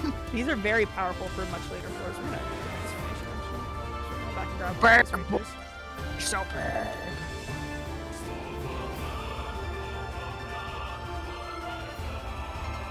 boy. Wow, I got second res earlier set. So let's avoid this person.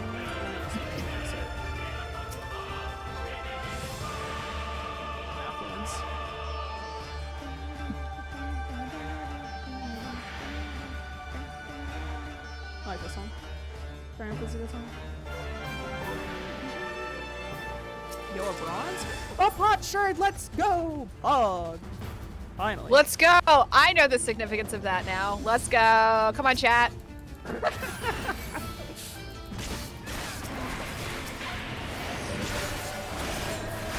Heroes again?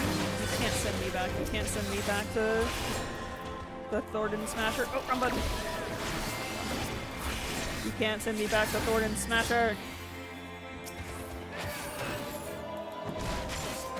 For people who don't know, the opening song for T2 in DSR, Dragon's Enterprise is Heroes.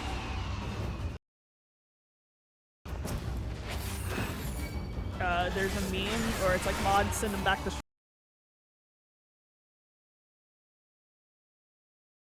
Strength of the Ward, and then there's another one that says mods, Heroes is now playing, which means somebody messed up and you're sent back to the beginning and Heroes is now playing.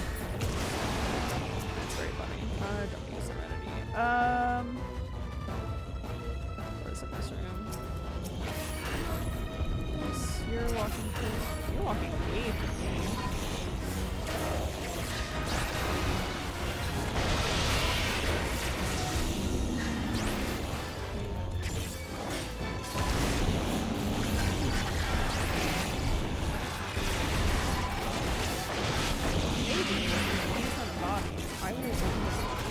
Yes. Oh.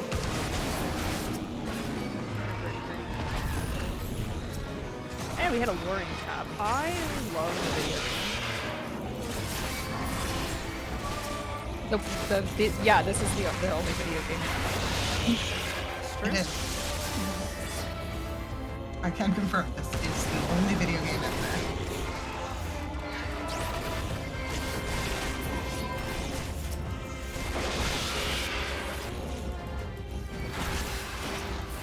I don't need any of these enemies to continue, so that's really unfortunate that I hit a luring trap like right after I opened the door too.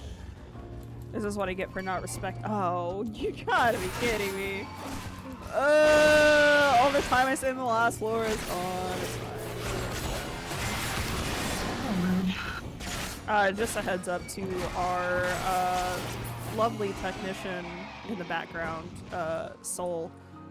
Just to let you know, this is going into the 80 boss.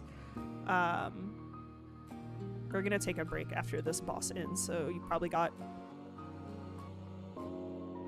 I don't know, probably a couple minutes until you need to go to break.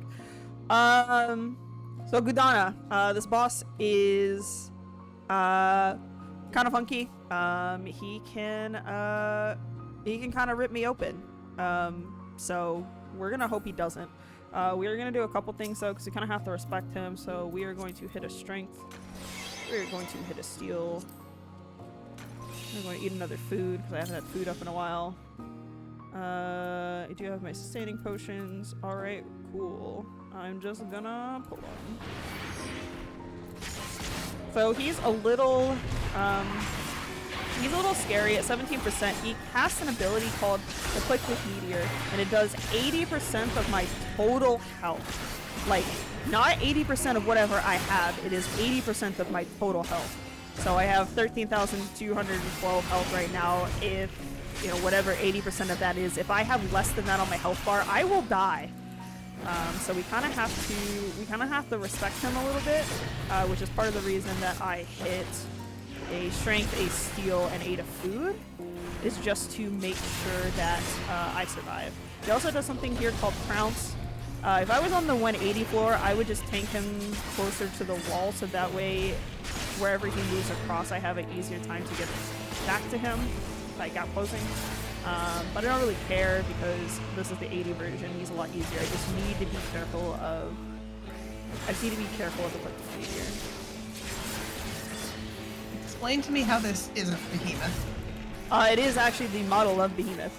Normally, I was like, this is Behemoth, and you're talking Meteor, so yeah, Behemoth. Its name in here is Vidana, but it is in fact just Behemoth. Okay.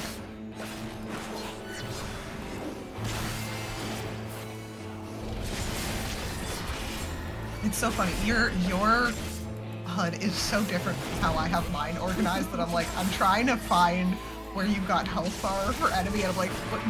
Oh no, okay, yeah, I'm not looking in the right place. I'm looking at what I would have. It's right above my it's right above my hotbar, but also like if I move this window here, I have this bar over here, my enemy list, right next to on the right here, so I can just like glance over the right and see how much health something has. But I kind of have this covering it because I can see the health down here, and I normally only well, not normally, I mostly single target, so I'm not like super concerned about it. Yeah, like with it being, solo in dungeon, it's a little bit less important, but it's just one of those where I've modified mine a little bit, but my enemy health bar is still just up at the top of the screen, up middle top. So I was looking there and I'm like, oh yeah.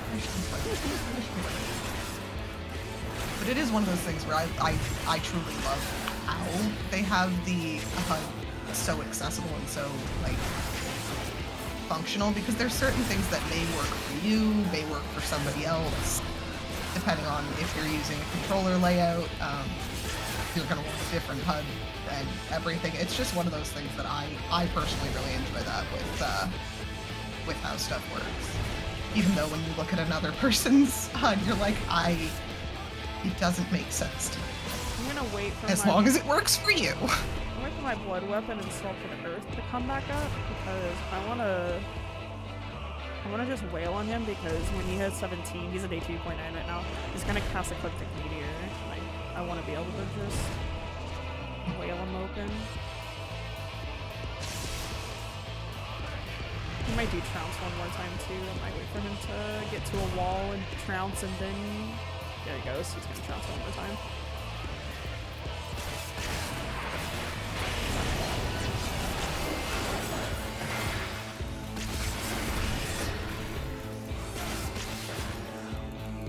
After this crit, he's gonna start casting Ecliptic Meteor. And he casts Ecliptic Meteor again and again and again until he dies. So I might actually be able to kill him with Ecliptic Meteors.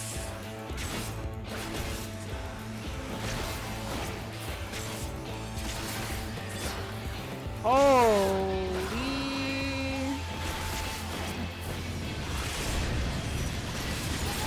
Oh, we did it. He only cast one Ecliptic Meteor. Yeah, so he just does that again and again and again, and it's in Soften Rage. But I think it's a good time to take a break, try to get some water, all kinds of fun stuff like that. So, salute emoji, grab your sippies and your snackies.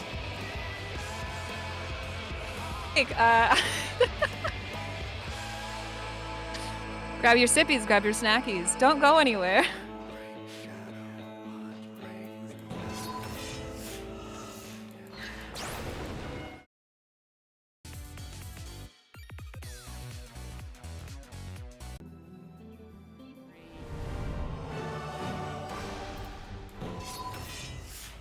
Hello everyone, I hope you have enjoyed your little bit of soup time, because it is now time to head back into the Palace of the Dead. Hoggers. Once the song ends, I have to turn BGM back down to 40, because for whatever reason, the in-game version of Athena the Tireless One is a very, very low song. Very, very low song. So... but I do really like this song, so I want to hear it. Alright, cool. We are now on floor 81 to 90. As you can see, the palace looks a lot different. Every about 30 to 40 floors, the dungeon kind of transforms as you go deeper and deeper into the Palace of the Dead. Lore-wise, I don't remember what each theme is supposed to be as you go down. I just know what the spacey sand areas are supposed to look like. Those are my favorite areas. This is like basically like the walls are basically like tiles, I guess you could just call them tiles. They're tiles, and there's like sand, white sand pouring out of everywhere, and it's really wild. I hate sand. You'll also see me going definitely out of my way to open every gold chest I come across. I want Commanders of Raising, and I would like another resolution, and I have higher chances to find them 80 plus, so I'm going to be grabbing every gold chest I come across.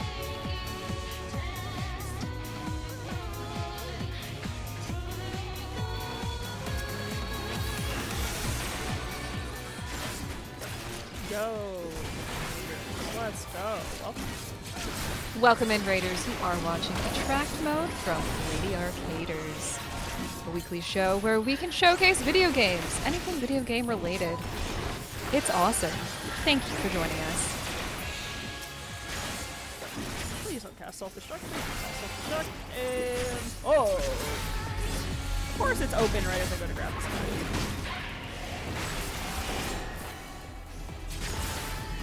Luckily, we're just building a save file. I already hit the hubris and died once, and then decided why not just do a 51 plus file, because technically I don't need a straight start from 1, but that's okay. I'm building a save file so I can do a speedrun later, smile emoji, of 141 to 150, because that's the best score set. That's a mimic!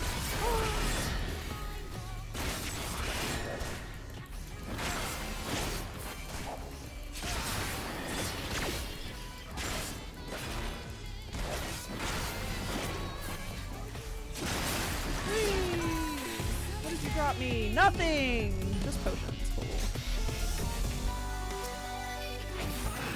You're in the for nothing! Yeah, I shouldn't get anything. We're already gonna fix this. I hate what this song does. Like, BGM 40, and let's just change the song because that's really annoying.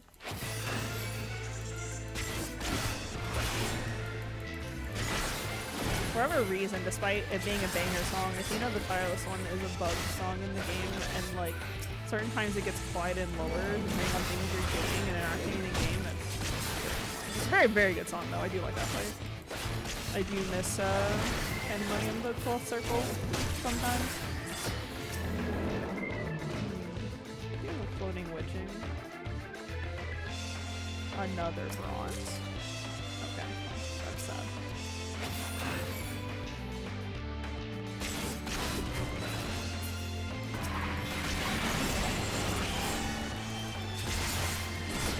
Will you open? You are a piece. Oh.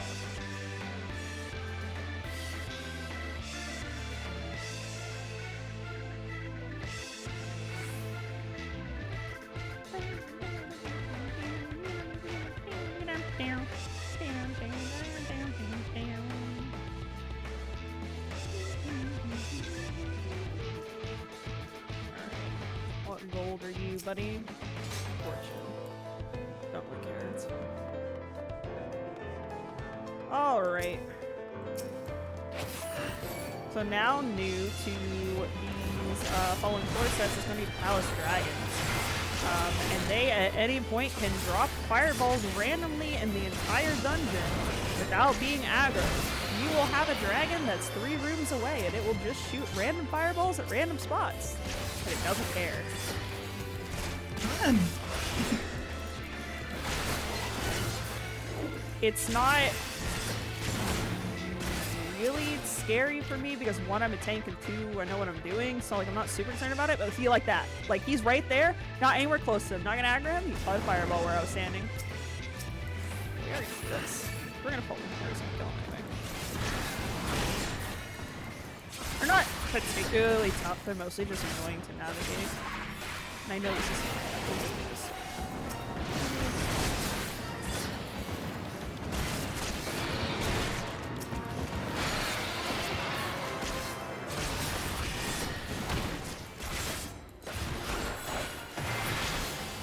open the door though. That's very nice.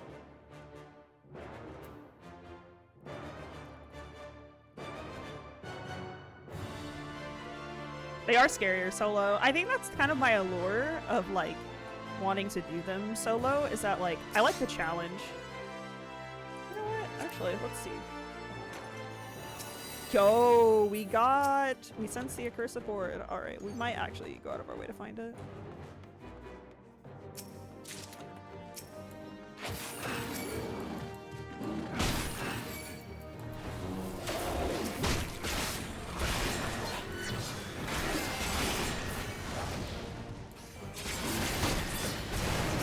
Yo, burns, let's go! I thought I was out of the AoE.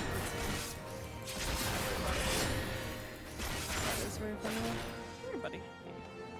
Hey, have you thought about...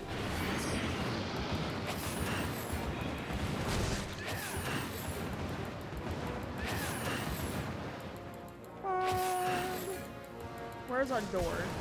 Where's our accursed board? It is not in here, so we're gonna keep going.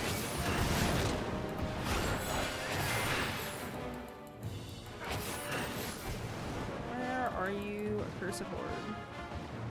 There you are. Alright.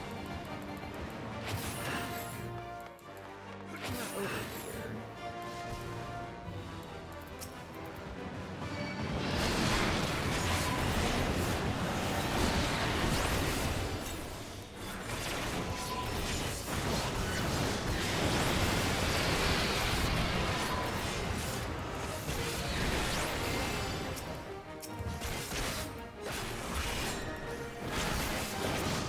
Passive open. Oh.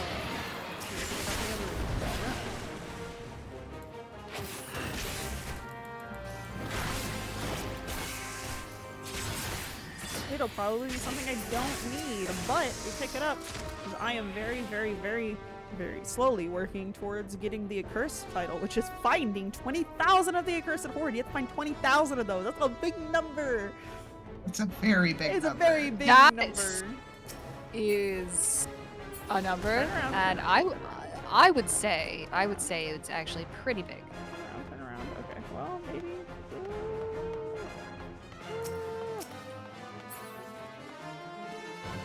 All right, we got RP log. Let's do this sound aggro.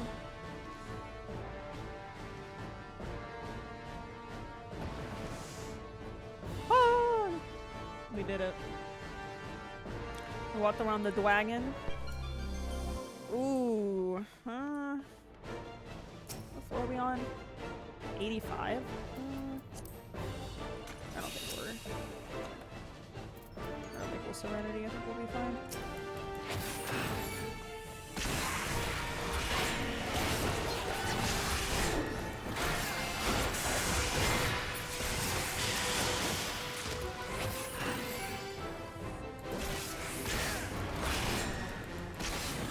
You're walking right at me. Okay, that's cool.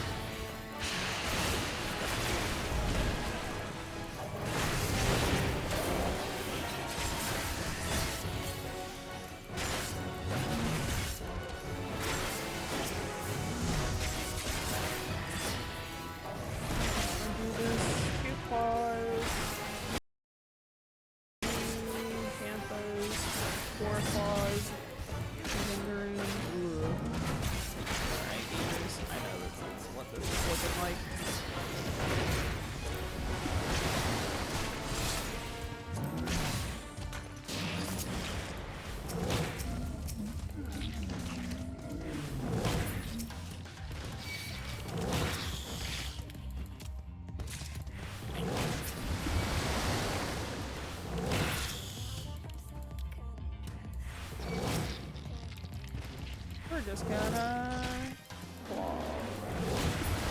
I do not feel like messing around and finding out where is my door though. Please tell me it's in here. It's not in here. Unpog.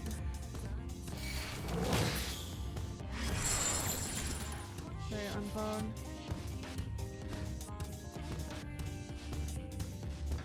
Of course there's like 50 million sound aggros in here.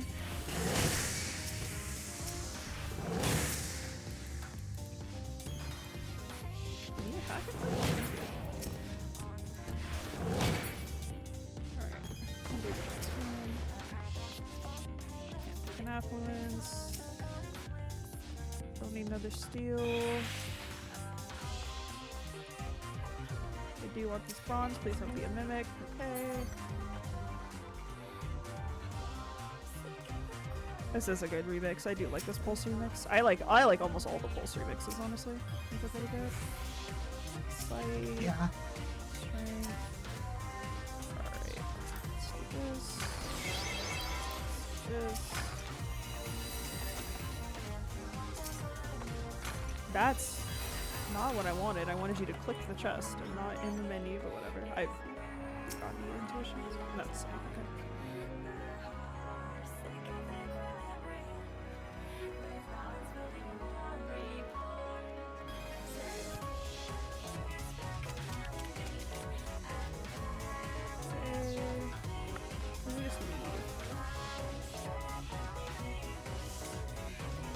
Still didn't get any. Still did not get any revived commanders, which, I mean, I guess we started from 51, so I'm not super concerned, but it's a little.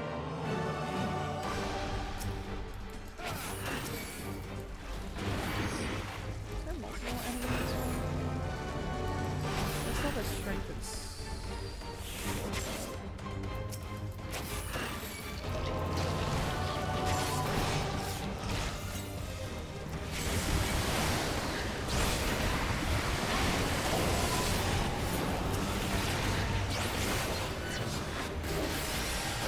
I did not mean to hit my invul and I wanted to hit the missile brain, but it's fine. It's on my invul now.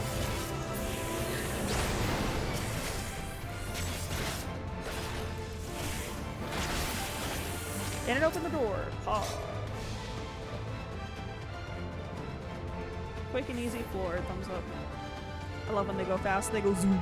Zoom, zoom, zoom, zoom, zoom.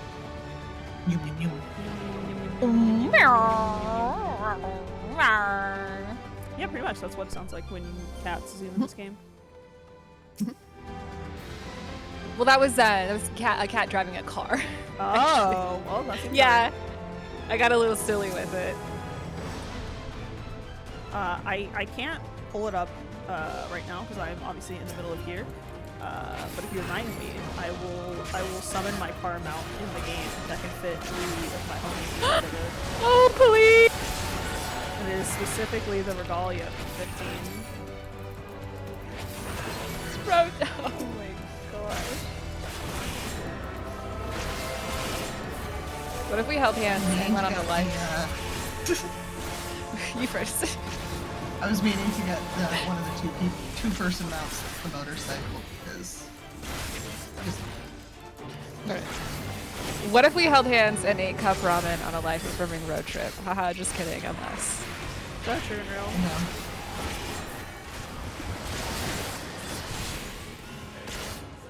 No. Speaking of 15, Apocalyptic Noctis anyone? Big fan. I'll pretend I know. It's a song from 15. It's one of the battle songs. Okay. Because there was a 15 crossover event. There's music from 15 inside of 14. Oh, Noctis, that's the guy. Yeah. That's Apocalypsis Noctis is the song. Please open the door. No. The game is being very evil. I just wanted to open the door. It needs more bodies so you can use, I guess. Please open the door. Please open the door. Please open the door.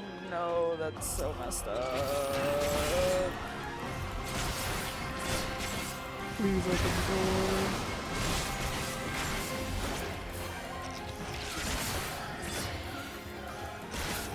Finally.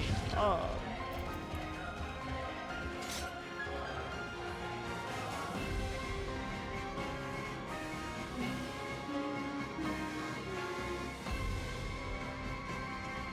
'15's so good. I am a big fan of it. I've been doing a replay of it before I bought Nier Automata on PC. Sorry, I yawned. And I was having a really good time. I do love the game.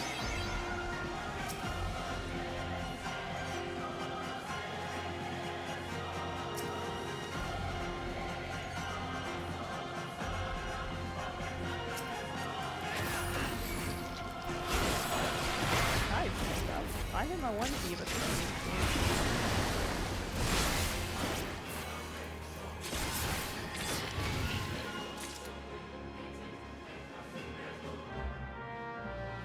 I shouldn't have got away with that, I'm gonna be real with you. Another intuition.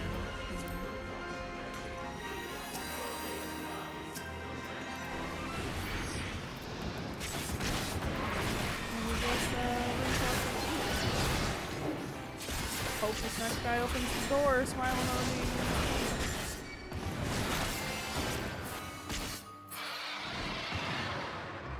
Oh, blue fields pod. I don't think I want to grab those chests. I know I said I want to open every gold chest I see, but sometimes my brain just goes, what if you didn't? And I'm like, yeah, you're right. I could not grab any of them. Haste is granted, and I do sense the accursed horde.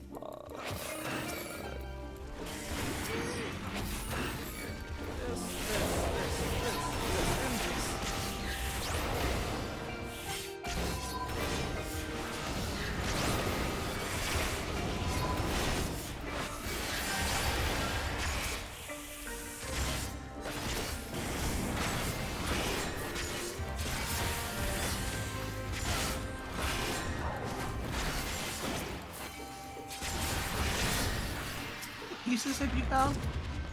Like just in this run? I think 2 or 3. That's not bad. A strength? Someone if I do. I'm not gonna walk back this way, might as well just pop it. There's no reason for me to walk back. Okay.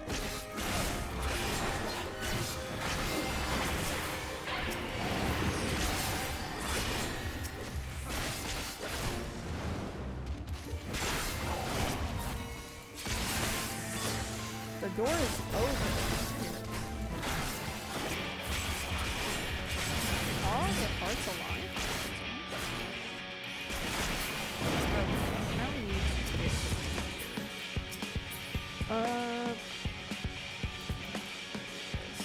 do not turn around, do not turn around. Where's my door? Oh Lord, you turned around. Why did you turn around? Can you turn the other way? No?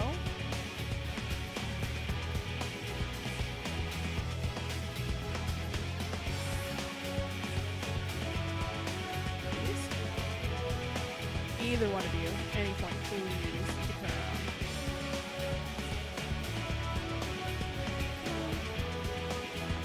Okay.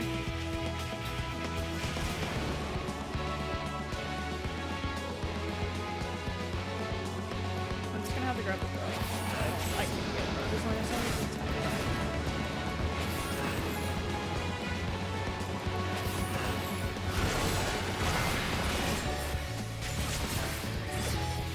The one thing I do think I dislike about Palace of the Dead is the odd camera angles, because like you'll go to like turn it to a corner into a room and then there'll be like an enemy right beside you, and it literally just will like send your camera zoomed into your character's chest, and I'm like, how? Why? Why? Strength up.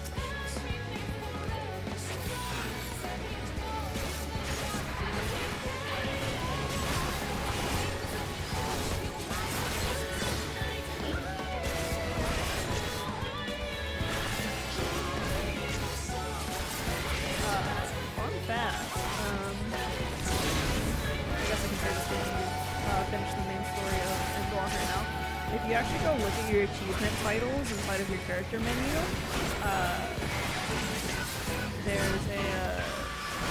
there's titles that the actual like I guess achievement name or whatever does the chorus to or at least the female singer's chorus of like the main song of Endwalker, and I think it's really cool. That's neat. Yeah, because like the titles like On Wings of Hope, We Rise Up Through the Night, Higher, Oh Higher, and then it just continues on. It does all the titles, which I think is really cool.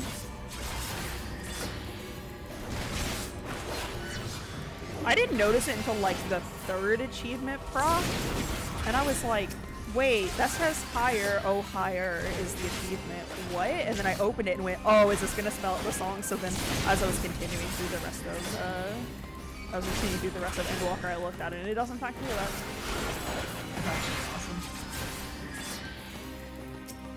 Oh, I need it to go the other way. Oh, I didn't mean to hit that.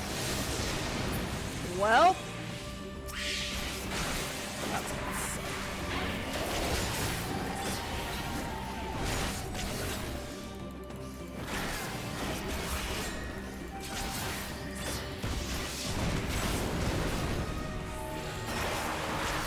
Just in case I don't I do like the look of this guy very much. It is pretty cool. Woo! I probably should have popped Living Dead at the end of that because I got very lucky. If I had not, that would have killed me, and that would have been very bad and very sad. You were scaring me just a little bit. Mini heart attacks. I hit the bomb the wrong way, and I wasn't going to be able to, because I accidentally hit it instead of... I hit it instead of the boss and then went, that needs to interrupt the thing, and by the time I would have tried to knock it the other way, it was in these little mini AoE, so it would have died, and I was just like, alright, cool, I'm gonna just, I popped every mid I had and a sustaining potion, and was like, alright, this will be enough, right? No, I should have hit Living Dead. I got very, very, very, very, very lucky. Smile! Yeah, watching that, I was like, We do a little, are we okay? we do a little messing around, we do a little finding out, you know? As a treat.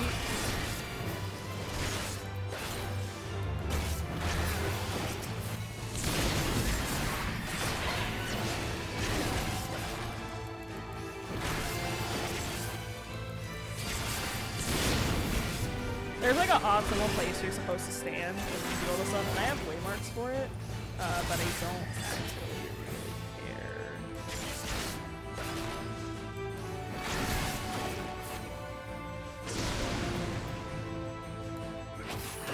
You're supposed to go the other way!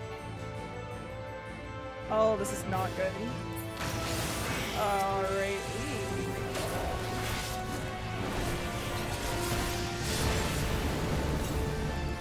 Oh, we're good. I'm a gamer. Look. Big gaming! That's why there's supposed to be optimal places to do this, and waymarks I can put down, but it's too late because I've already pulled the boss. Normally, I have a singular waymark I put down, and it's like saved in my waymarks that is specifically to this floor, specifically to this boss, and you stand in this one spot and pull the boss this one spot, and then it always helps you align the bomb and where the godmother is, I didn't do that, so this is a reminder, kids. Put your waymarks down. Don't forget them. Setups are helpful and important. Or just be me and just gamer it, because if you're on DPS and you mess it up, goodbye forever. You're not gonna. Yeah, no, that was more of like the only reason we thought through that is because you are a tank. And I know you are exactly the correct. Yeah. Oh god. And I know exactly when to hit my potion to I know exactly when to hit my potion to make sure I don't get hit by an auto and die. That's my word. Yay, we did it! Heart Attack City over! Yeah, oh my god. that can go into memorable clips of our messes it up not once but twice! Duty completed.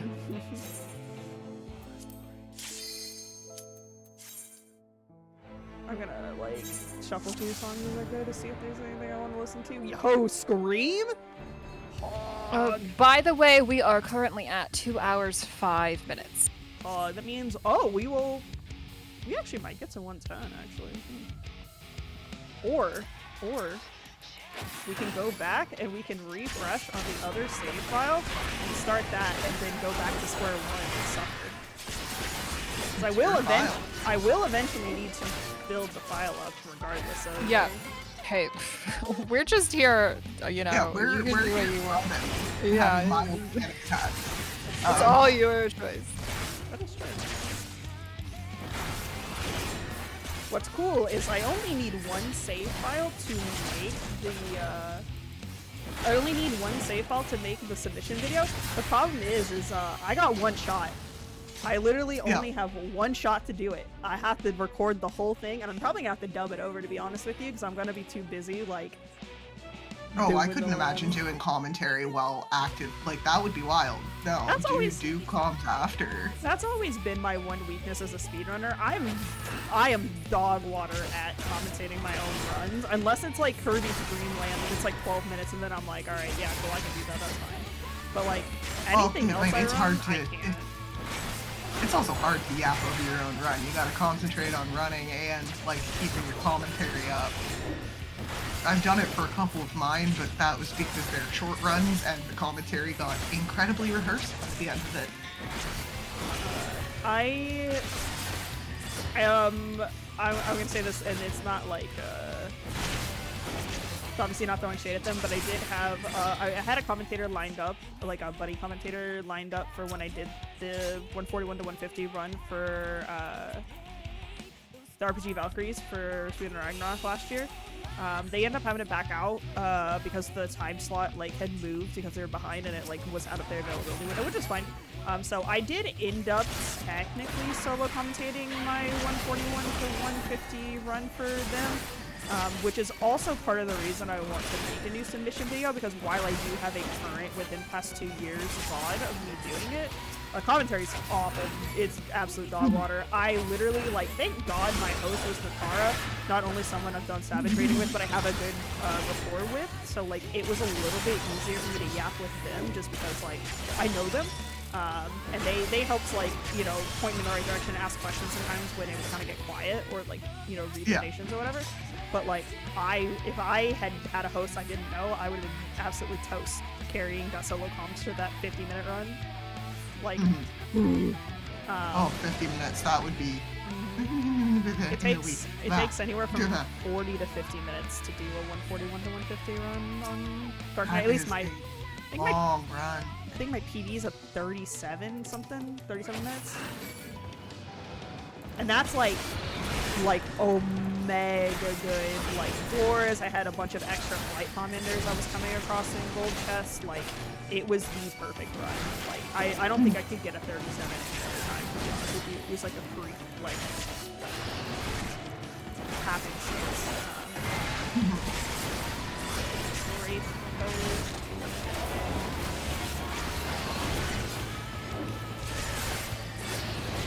Oh, that's...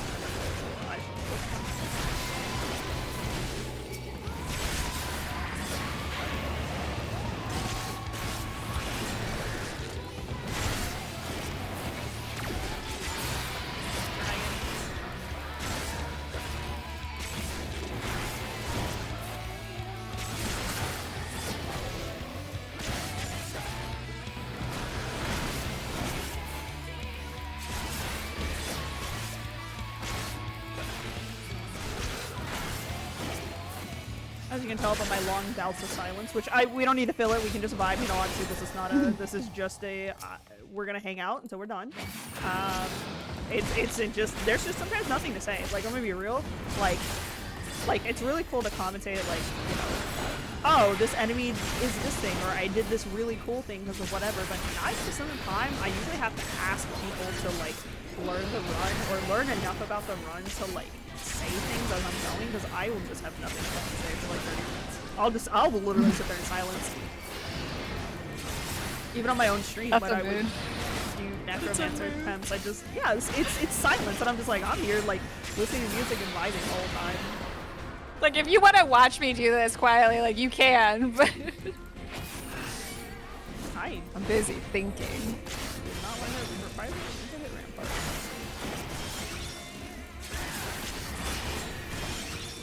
Make sure I have the gold walk in on me. The last time I was, like, grinding for necro attempts, I think it was in, like, early 2024. It was probably, like, March, April, I would just sit there and build save files on one stream one day, and I literally just sit there for like 12 hours working across 2 save files and just doing like 1 to 10, then do the other 1 to 10, do the other one 11 to 20, do the other one 11 to 20, and I would just sit there and do that for hours and just listen to music. And like, some people would come by my stream and they'd be like, hello, and I'm like, hey, I have nothing to say, just enjoy, and then that would be it for like an hour. Because I just don't chat. With stuff like this, like there really isn't much you can be. There really isn't comms to be adding. There's just we're going through. It's this. And let's be real, dog. If you're watching a Final Fantasy XIV stream, it's probably because you like playing the game yourself, and you probably know what's going on for the most part. Yeah. See, I don't need to like be like, oh, you know, giving like a detailed explanation every time I go through it. Like that's the thing, is a lot of people aren't coming into a 14 stream being like, I have never played or heard of this game before in my life.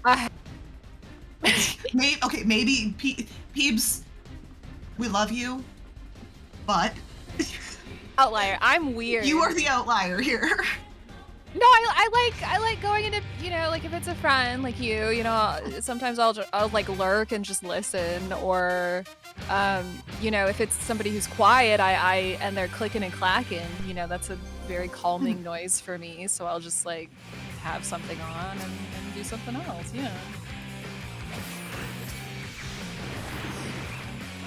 Half the time when I'm out doing like gathering and stuff, I just got music on and I'm popping along with that, and I don't know what randomly talk about what I had for dinner last night. There's just not too much to say. Those landmines are scary.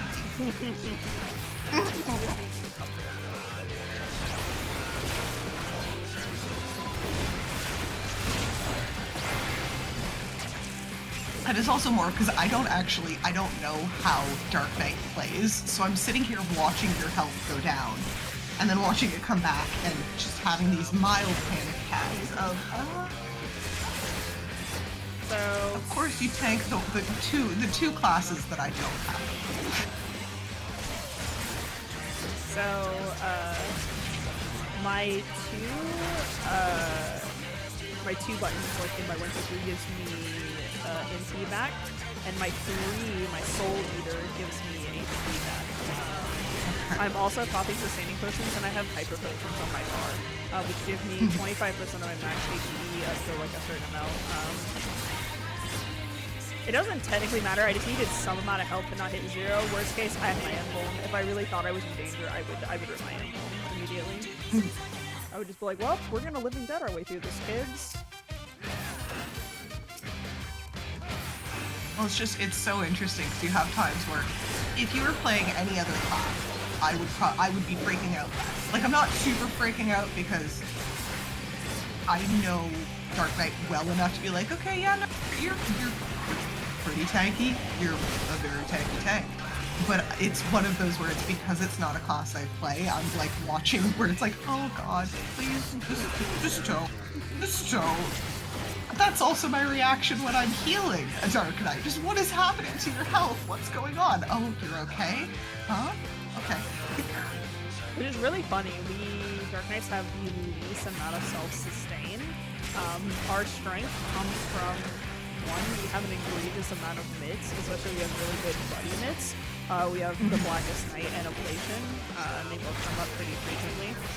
But also, like, our Living Dead now allows us to heal ourselves up, whereas, like, Gunbreaker and Warrior, unless they have, like, you know, Equilibrium or Thrill for Warrior, or, like, I don't know, Heart of Karundum and Aurora for Gunbreaker, they can't heal themselves up during their emblem. That's where our strengths come from. We do have at least enough self-sustain, because the only way we can heal ourselves is, it used to be only through Abyssal Drain, and then they added a heal to Carve and Spit, and Carve and Spit is a single target version of Abyssal Drain. They finally added a heal to Carve and Spit, because again, we have the worst self-sustain in the game. And our 3 Soul Eater gives us a little bit of HP. I think potions for all the hard work we're getting today.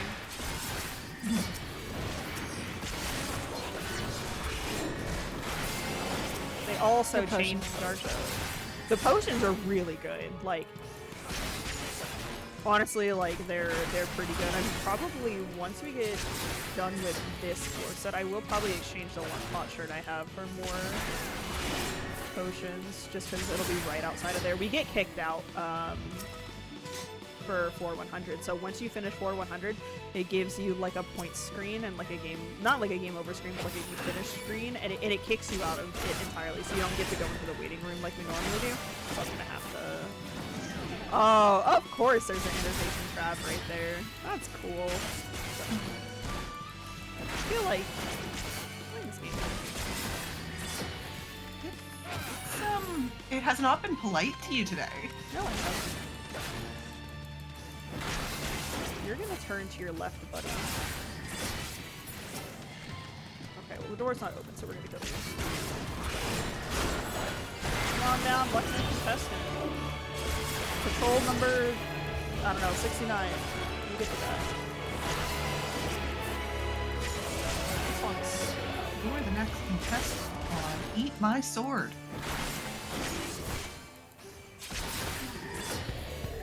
Yo, a long fall, let's go. Intuition.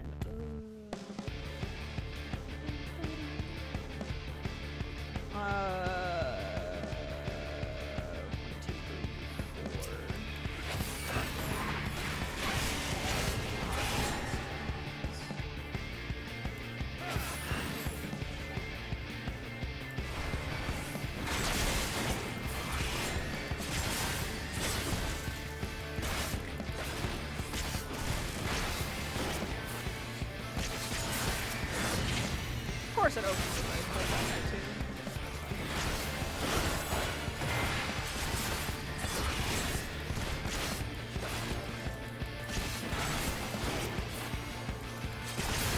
Interestingly enough, I do get the dungeon the song is from in Men's Roulette quite a bit, which is really wild because like it's a side quest that you have to like go out of your way to get. And I think it's actually a yellow quest. I do not believe it is a blue quest, so it's not like a job quest or MSQ related or anything.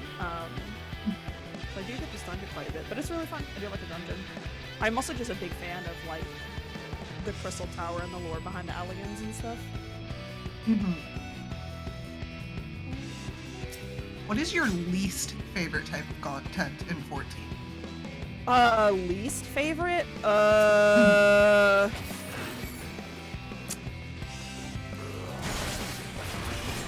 I'm gonna be real, a lot of MSQ does not, entice me, especially when I have to do the, like, oh, you have to take someone around and show them the town or whatever. Oh my god, that was probably the most annoying part of Endwalker for me. I don't want to walk around. Yeah. I just don't.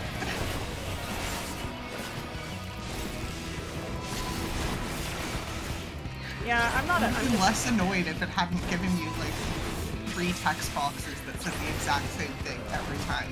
I understand. It's just gonna, you know, I have to restart. I get that. I don't need to be told that every time.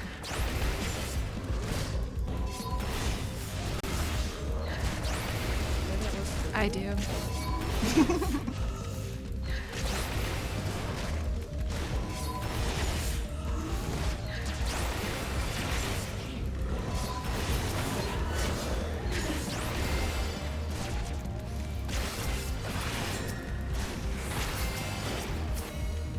I love Glory traps. My not even absolutely love them. He's gonna hit that. So I need to but hopefully this one opens. Open the door, pretty please, with the dead body. Please? Please? Yeah. Please, yes, Steppy? Yeah, pretty much.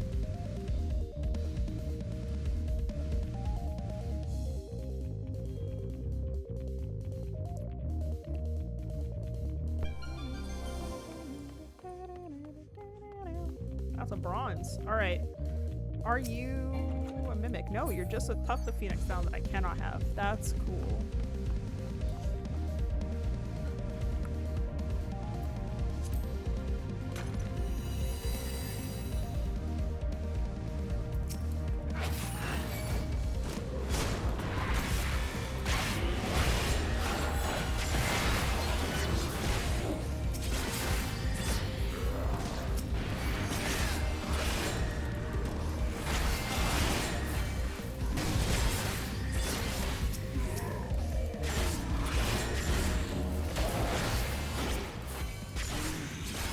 No, the course is on the other way. Oh, is he gonna make his way over here though? That's the question.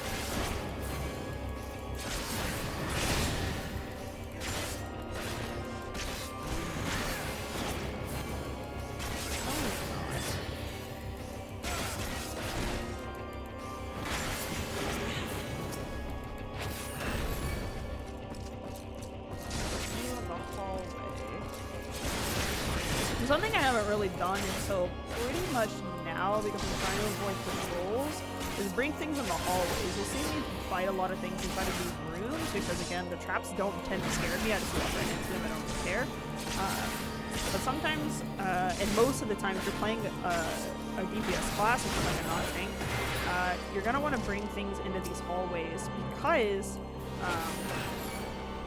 patrols will walk the hallways and they walk a certain pathing in certain rooms, and you just kind of want to be out of the way. You want to be able to see a patrol coming behind you and walk back into a room quickly, but also you just kind of want to avoid them in general. Sometimes this on later floors, I will mostly only pull things in the hallways unless I know I can absolutely obliterate something before it pops up. This door does not want to open.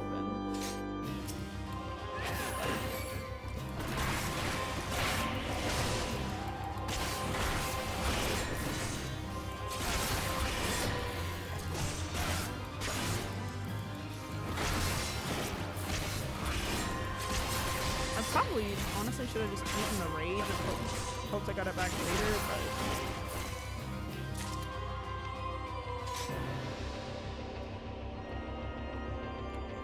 That's always the thing you don't find, right, with these, it being quote-unquote roguelike. You get this thing back, use it now. Yeah, which is why, like, sometimes when I go to open a gold chest, you'll see me hesitate for a second because I'm, like, calculating in my brain, like, is it worth it to do X thing with said comment, because I know that there's one in the, you know, chest in front of me. But for the most part, I will be not doing that. I will just be not using my commanders because I want them for later. And like, again, these floors aren't very scary.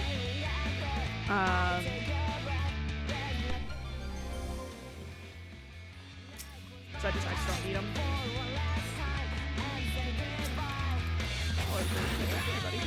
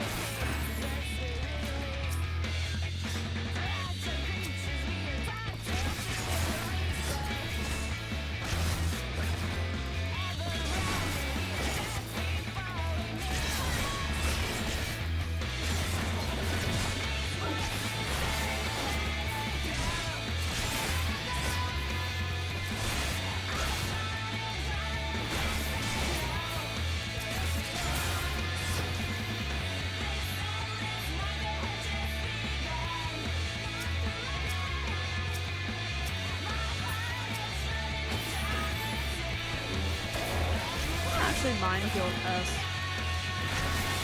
They don't bother me that much. I get them in mid-roulette a lot, especially like under the armor. Because it's literally the very first one, and people are like, oh my god, don't forget to comp people smile. And it's like, alright, you're comp fishing so you can get mentor unlocked, but like, you could just suffer through the content like the rest of us do. Yeah. And get your combinations that way. I probably should have put that salt dirt down there, because that grape juice is still off. Right on it. Or not if I'm lucky. Nope.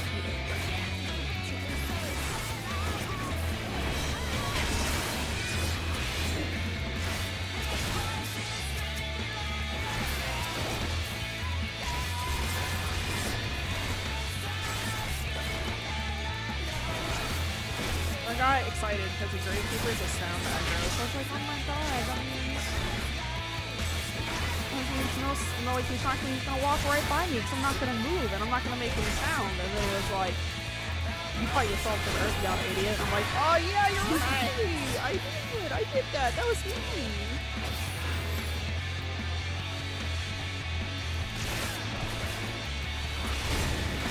Turning this way to do some patrols,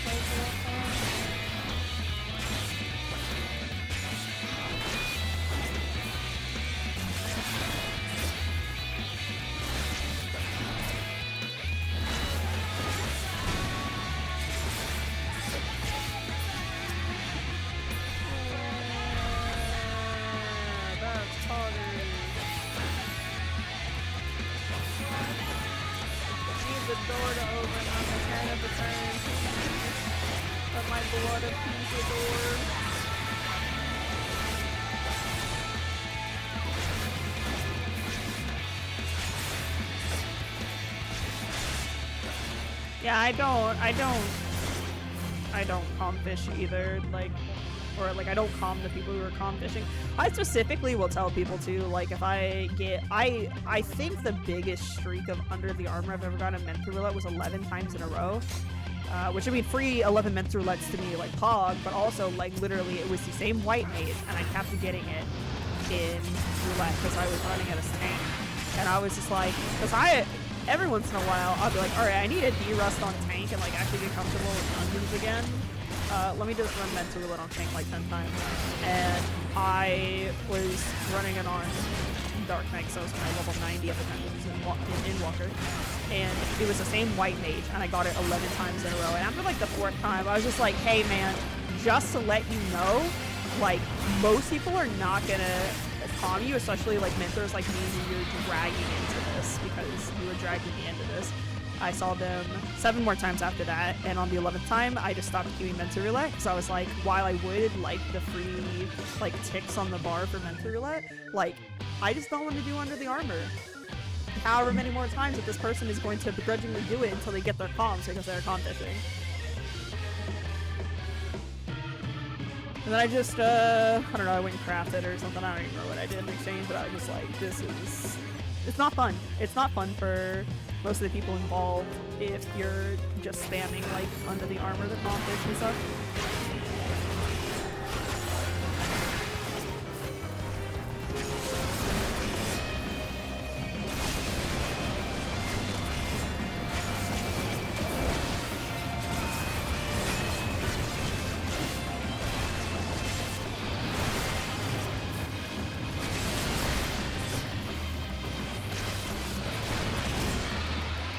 I'm also just an old man of this game, and I just, like, don't want to deal with it sometimes. How many weddings have you been to? In this game, I want to say 8. I have 6 alts because in this game, you can't attend a wedding if it's not on your home world. So even if I'm on the Aether data center and someone's getting married in the Anime Employees, because my character's on dragoR, I have to make an alt for it. So I have an alt on all of the Aether worlds, and I have 1 raid alt, and I have 1 alt for Primal, I think, for Primal Wedding I went to.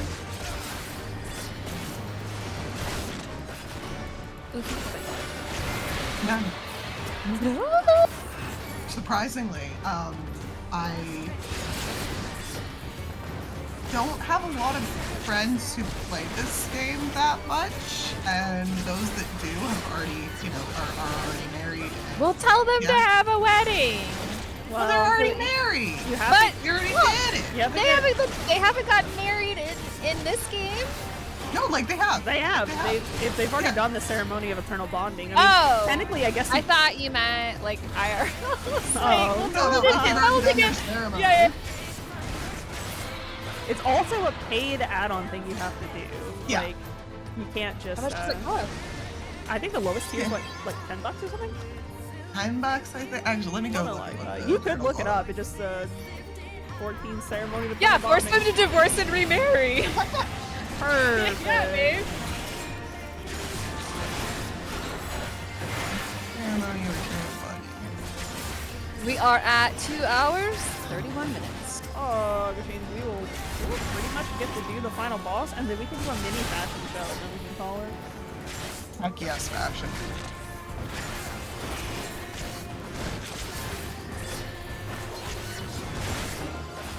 Oh, technically there is a standard ceremony of eternal bonding, which is free.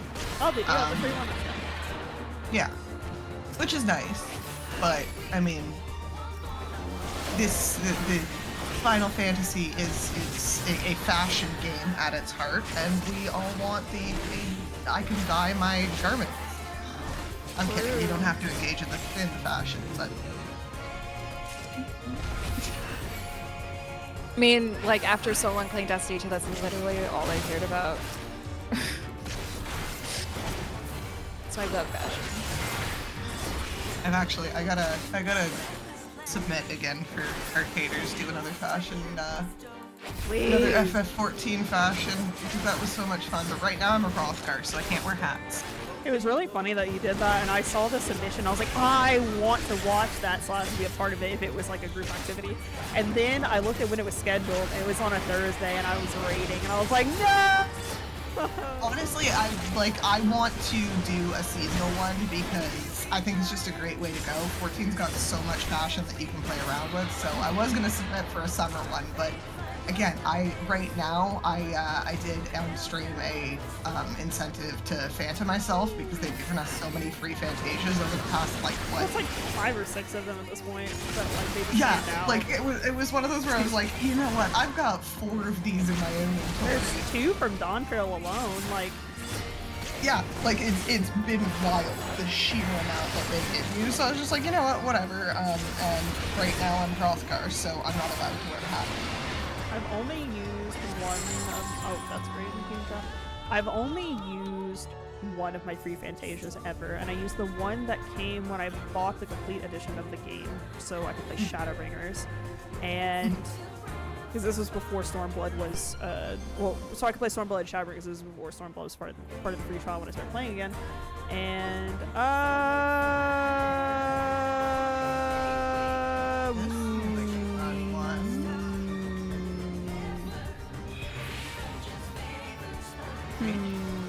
we're gonna Serenity this. I had to think about it for a second. I was like, do I wanna? I do not wanna. Anyway, I only used one of them, and it was after I finished Endwalker. I used to be a Lalafell. I played this game originally as a Lalafell.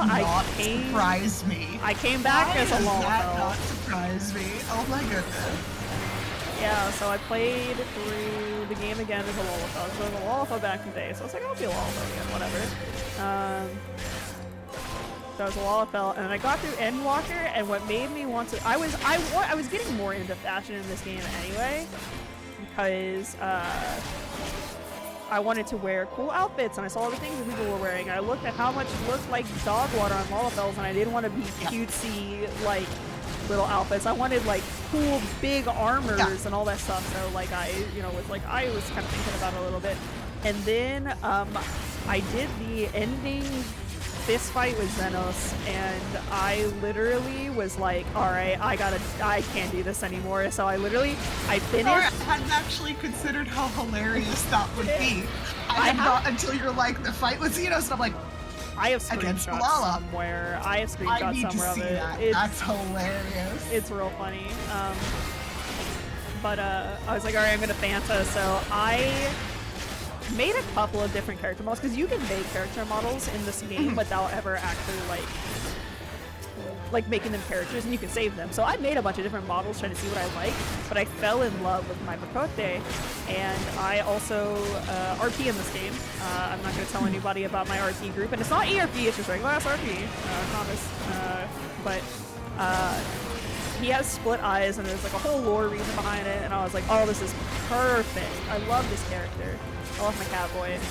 So I bantha to him like I think like a week after I finished Endwalker, a week or two after I finished Endwalker. So I ruminated on it a bit. I didn't want to jump into it because I only had one free bantha. I had the one from when I bought the game, so I was like, I have to be careful with this. And then they just decided to do a whole bunch. But then I was all the time. I was already happy with my Catboy anyway. My raid alt is a Bun Boy. With the opposite split colored eyes. So like right now on him, if I can scroll in enough, one of his eyes is covered by the eye patch, but I can't take it off because I don't have a character menu in here, but his left eye is white and his red eye is like crimson red. My Bun Boy is the opposite.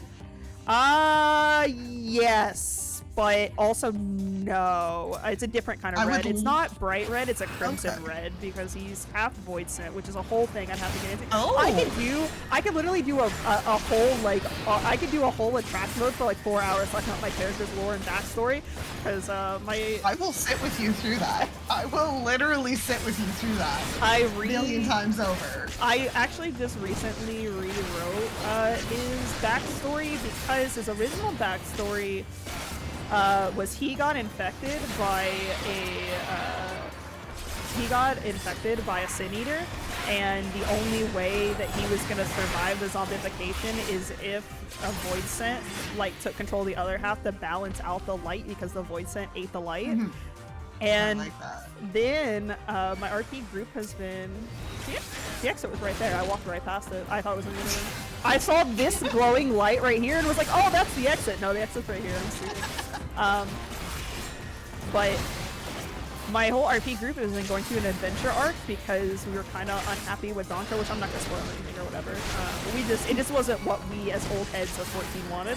So I've heard many people kind of were, you know, like there's things you liked out of it, but as an old head, it kind of didn't really flap the same way.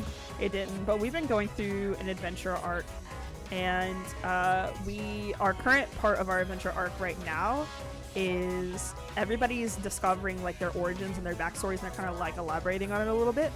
And I decided I was gonna rewrite mine, and my character's backstory now is: what if the Scions failed to cleanse the first of the light? And my character is a descendant of Graha and the Warrior of Light, and they both died trying to protect the first, and then like my character then goes through the whole like he liberates the first. He's the new Warrior of Light who liberates the first. And like there's this whole thing with like being affected by a Sin Eater because of all this other stuff.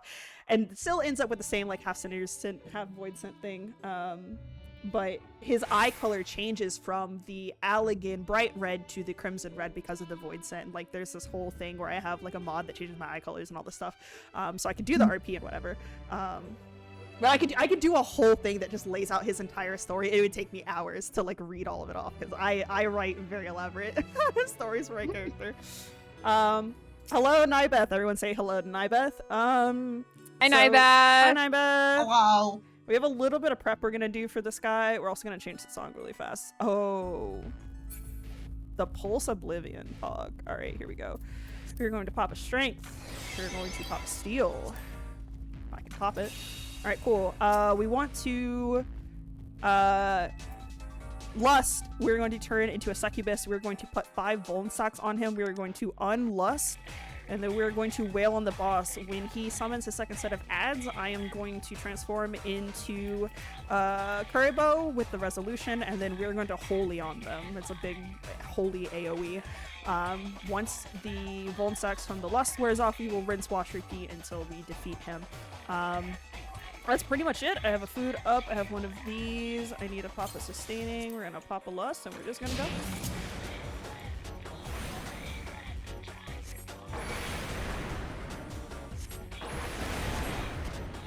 3,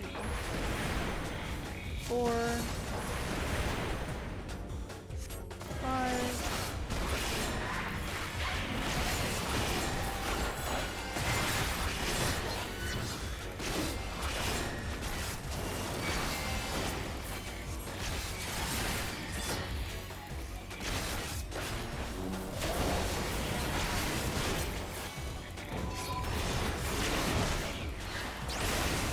I can defeat these ads and take them down. The problem is they are going to instantly respawn unless I defeat them with the holy light that comes from the resolution transformation.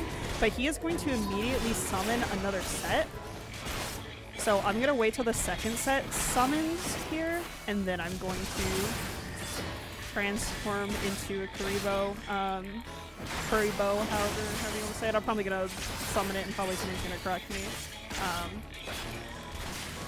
It just saves a bit of time. If I can get him down enough, he will transform. Come on. Summon the next set and transform.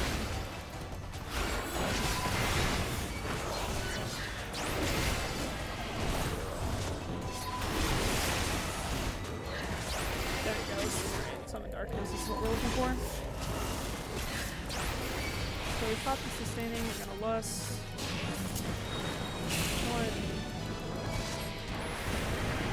We've refreshed his thing, we're gonna do a second one just for good measure. This, and we're gonna do this.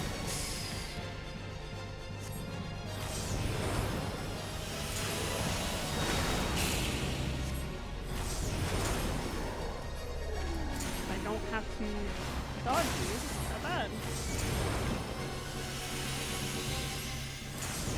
I always want to lust when I come in here and at least one of the angel transformations to get rid of this, but because I refreshed his, I guess we don't really call it a dot, but it's like his vulnerability dot. We refreshed it. He's gonna have it for a while, and it'll last until the end of my angel transformation here.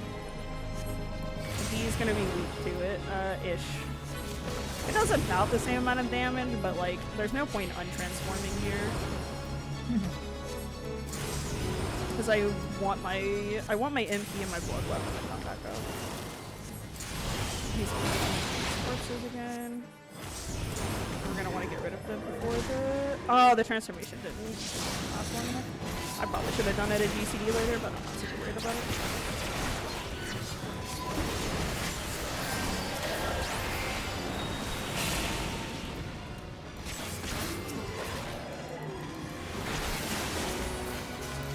This one time though to refresh his vulnerability stacks, and do I get it? Yeah. Oh.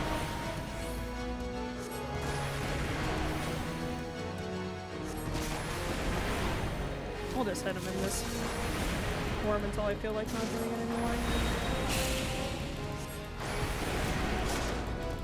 Or my health gets low, one of the two. Because my sustainings only last 30 seconds, but this transformation lasts a minute, so. Okay. They only used to last 15 seconds, the sustaining potions. They changed that in Walker's Final Version, which was pretty cool. That was not my slide cast timing.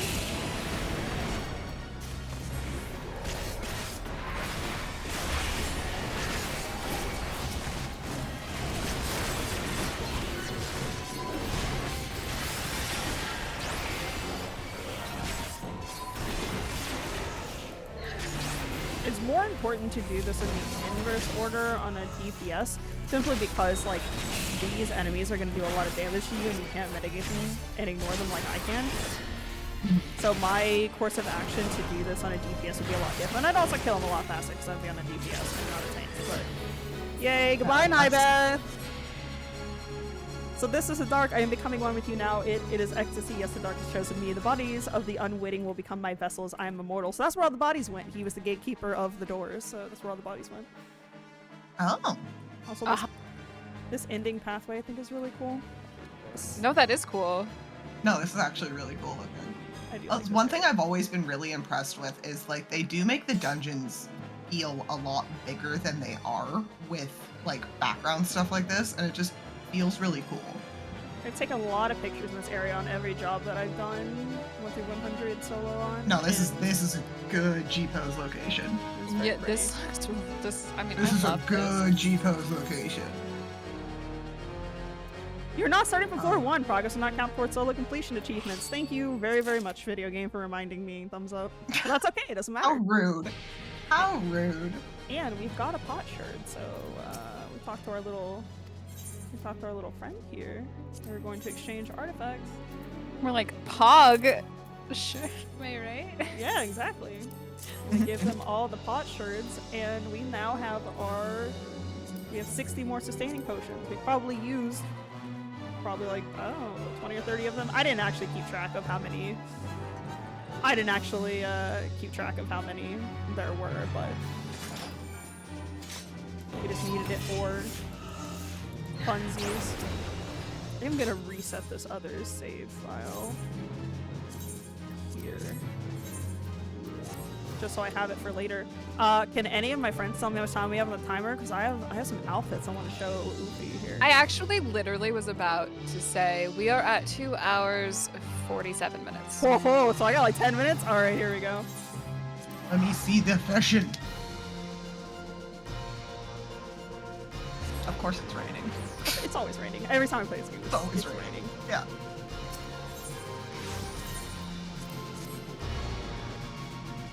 It's always raining.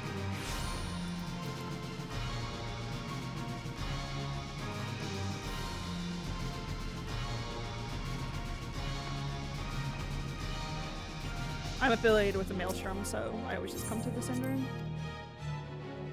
It's got an in room, also right next to where I need to turn in all my stuff. It's perfect. All right, cool. Welcome to my favorite in room in the game. This is where I spend a lot of time.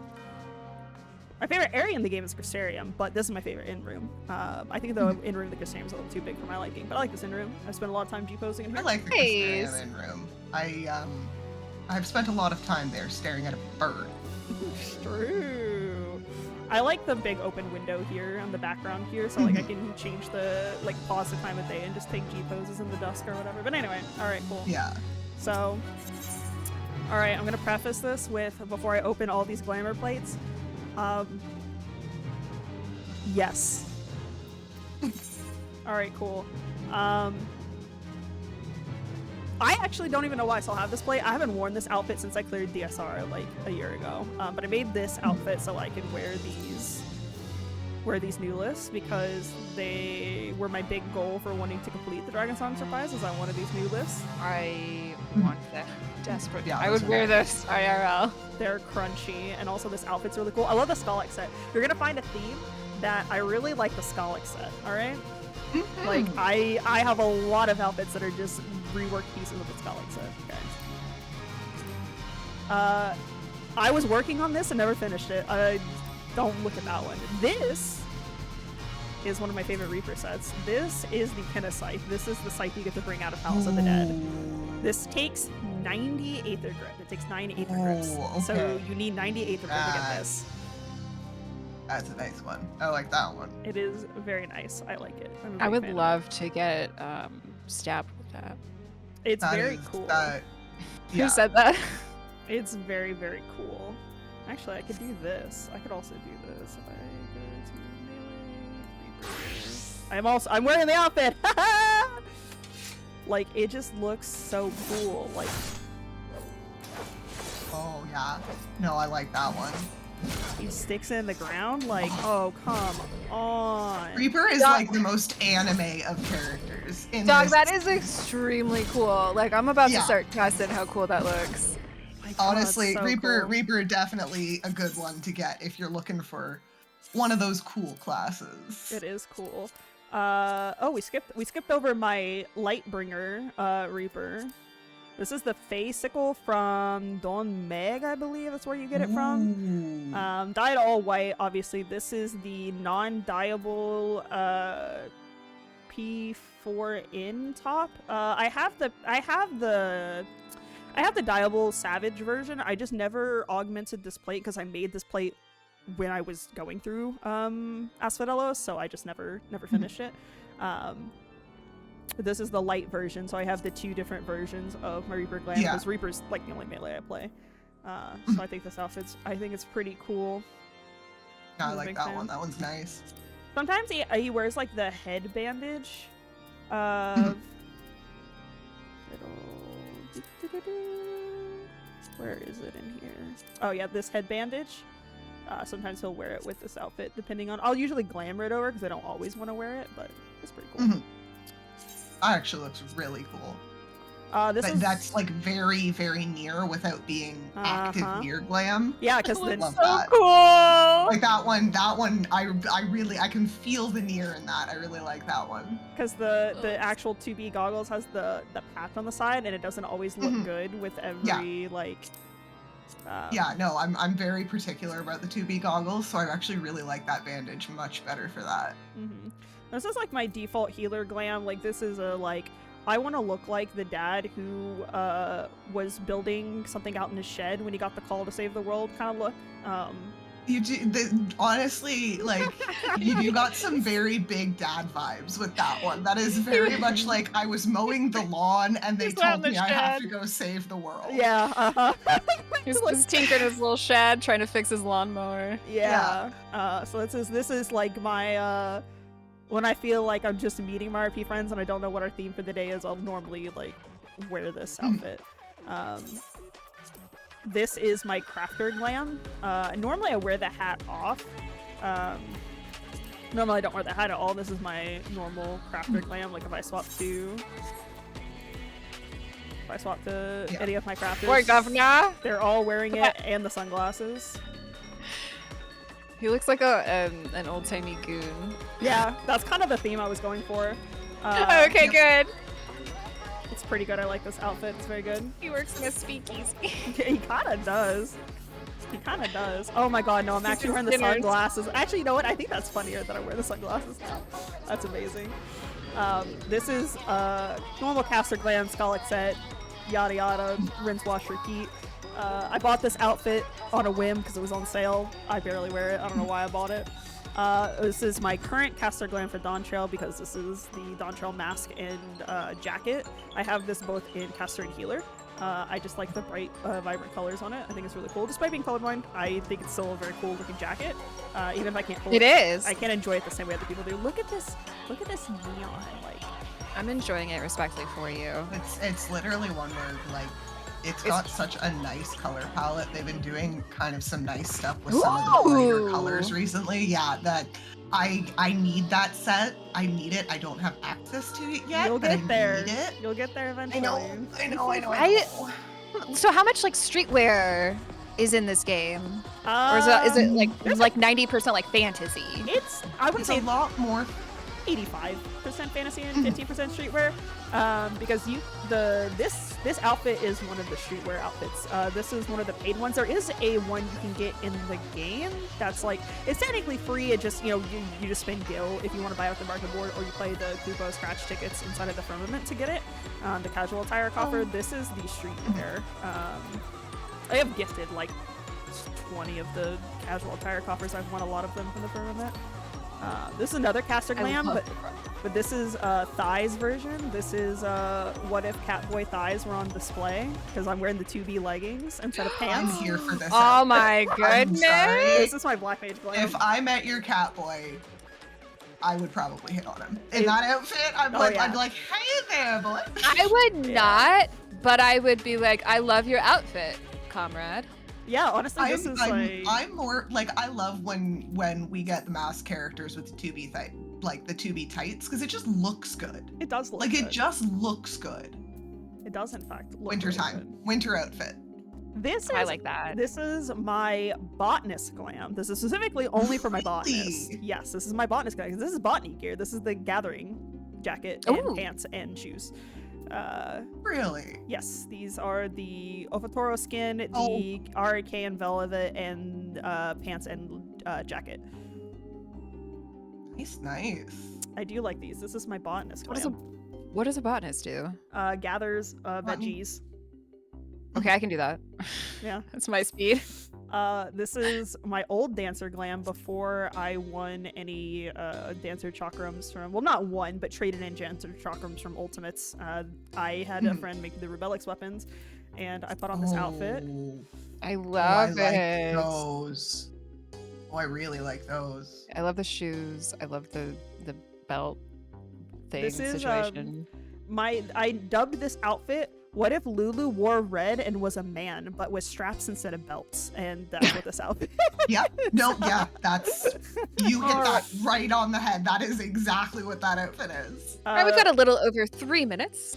Pog. We're gonna zoom through the rest of these. This was a Paglethin outfit. I was grinding for the items for Paglethin, and then I never finished it, so this became my S-word glam, but the affectionate S-word glam. I'm not gonna say it on stream, but this was what I progged through Acidos and Abyssos in, and it's a very funny glam. This is gold glam. I made this glam to go with stuff when I cleared the unending coil of Bahamut, because all of the unending coil of Bahamut weapons are all gold, as seen by, if I put on, I love that jacket. Where's my Machinus? He has a honeycomb for a gun. They're all very bright yellow. Yes. They're all very bright yellow, which I think is pretty cool. Let's go back. That's gold. This is another just regular, like, I just need to go out. I just threw on whatever was in the pile, but I tried to make it sexy. That's what this outfit is. This is my minor glam. He looks like he's a part-time dad working on the weekends in the mine. That's what this the vibe for this one is. This is my current healer glam. Well, okay, semi-current healer glam. This is the same jacket as the caster one we saw earlier. It's just the healer versions has the same like neon on the side, just a different base color, and I did dye it to a different color to match the I dyed this to match the Fru pendulums, which I do have on my Sage. This is part 2 of the what if I was a part-time dad glam, but this is the baby daddy edition. I love it. I love it. Okay. he's got his Jordans on, and he's got his tribal tattoo. So like, you know, he's giving baby daddy. Yeah. No. Yep. This is my paladin outfit because I needed a motivation to level paladin, so I made this so I would want to play paladin. This is all like level 1 gear I can wear on my paladin. And then this is my other normal tank glam. I wear this on Gunbreaker mostly, but I like this outfit. I really like that gold white. That's really like nice that. palette. Again, I just gotta say, the Skalik outfits, peak. All right, we're gonna show what my current healer glam looks like, and then I do believe we will be good. That is correct. I just like showing off my stuff. This is my current healer glam. I'm literally always down for seeing fashion in 14. Oh, I love those. Oh, I love those wings. That's gorgeous. That's cute. I like that. I am a big fan of... I'm just a big fan of these pendulums. Like, I think clearing Fru was one of the best things I've ever done in my life. But also, like, the effect for Holos actually makes it look like I'm flying with the wings from the pendulum. That is so good. That's a great shot at base. I know, I like it. They're very cool. They're very awesome. I have a couple of the free weapons. I have this one, the Dark Knight, the Dancer, the Red Mage, and the White Mage. So this one, White Mage staff, if it'll come out. It's more subtle on the wings. It's not as flashy. There's Dancer, more flashy on the chakrams. I think they're pretty cool. Dark Knight, which it doesn't look flashy at all until you withdraw it, and then it definitely is like very flashy, very wingy.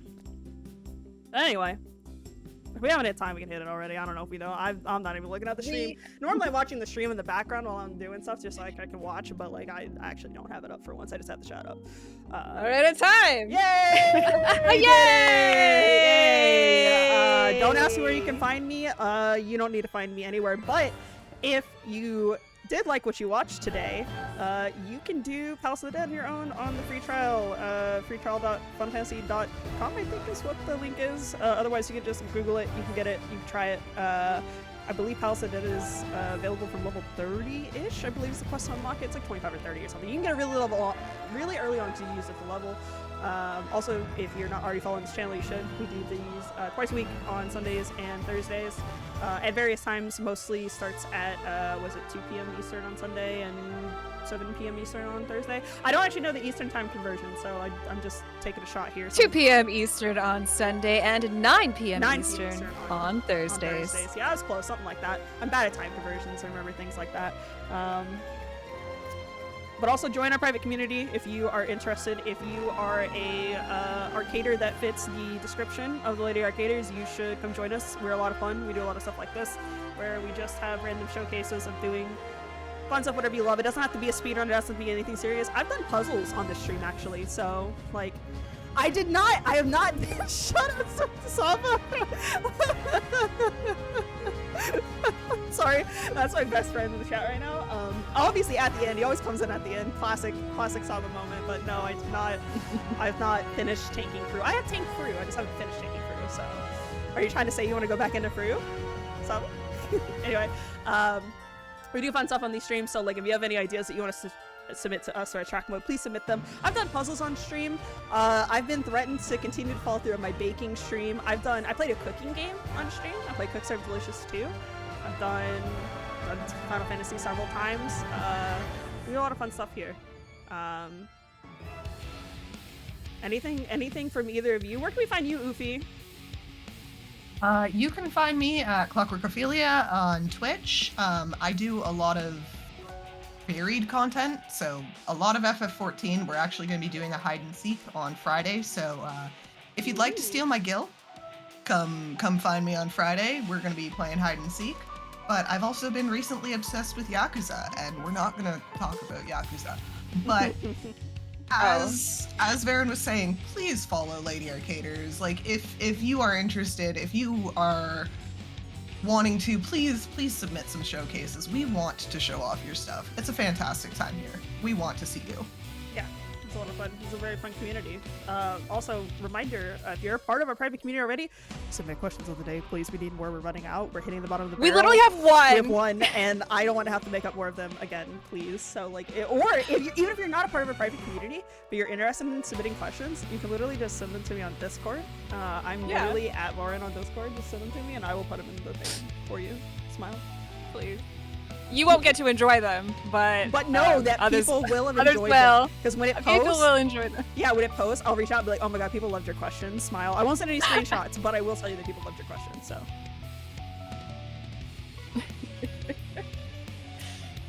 Do we want to do the full outro here with silent screen in the background, or do we want to go to break? You know How do we what? want to do That's a fantastic idea. Well, I do have a couple of announcements. this? Yes, our sister group, Girls Go Fast, will be putting on their 5th annual event next week.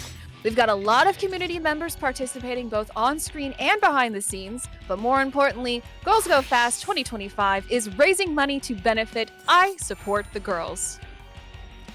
And make sure to follow twitch.tv/girlsgofast, and that is GORLS.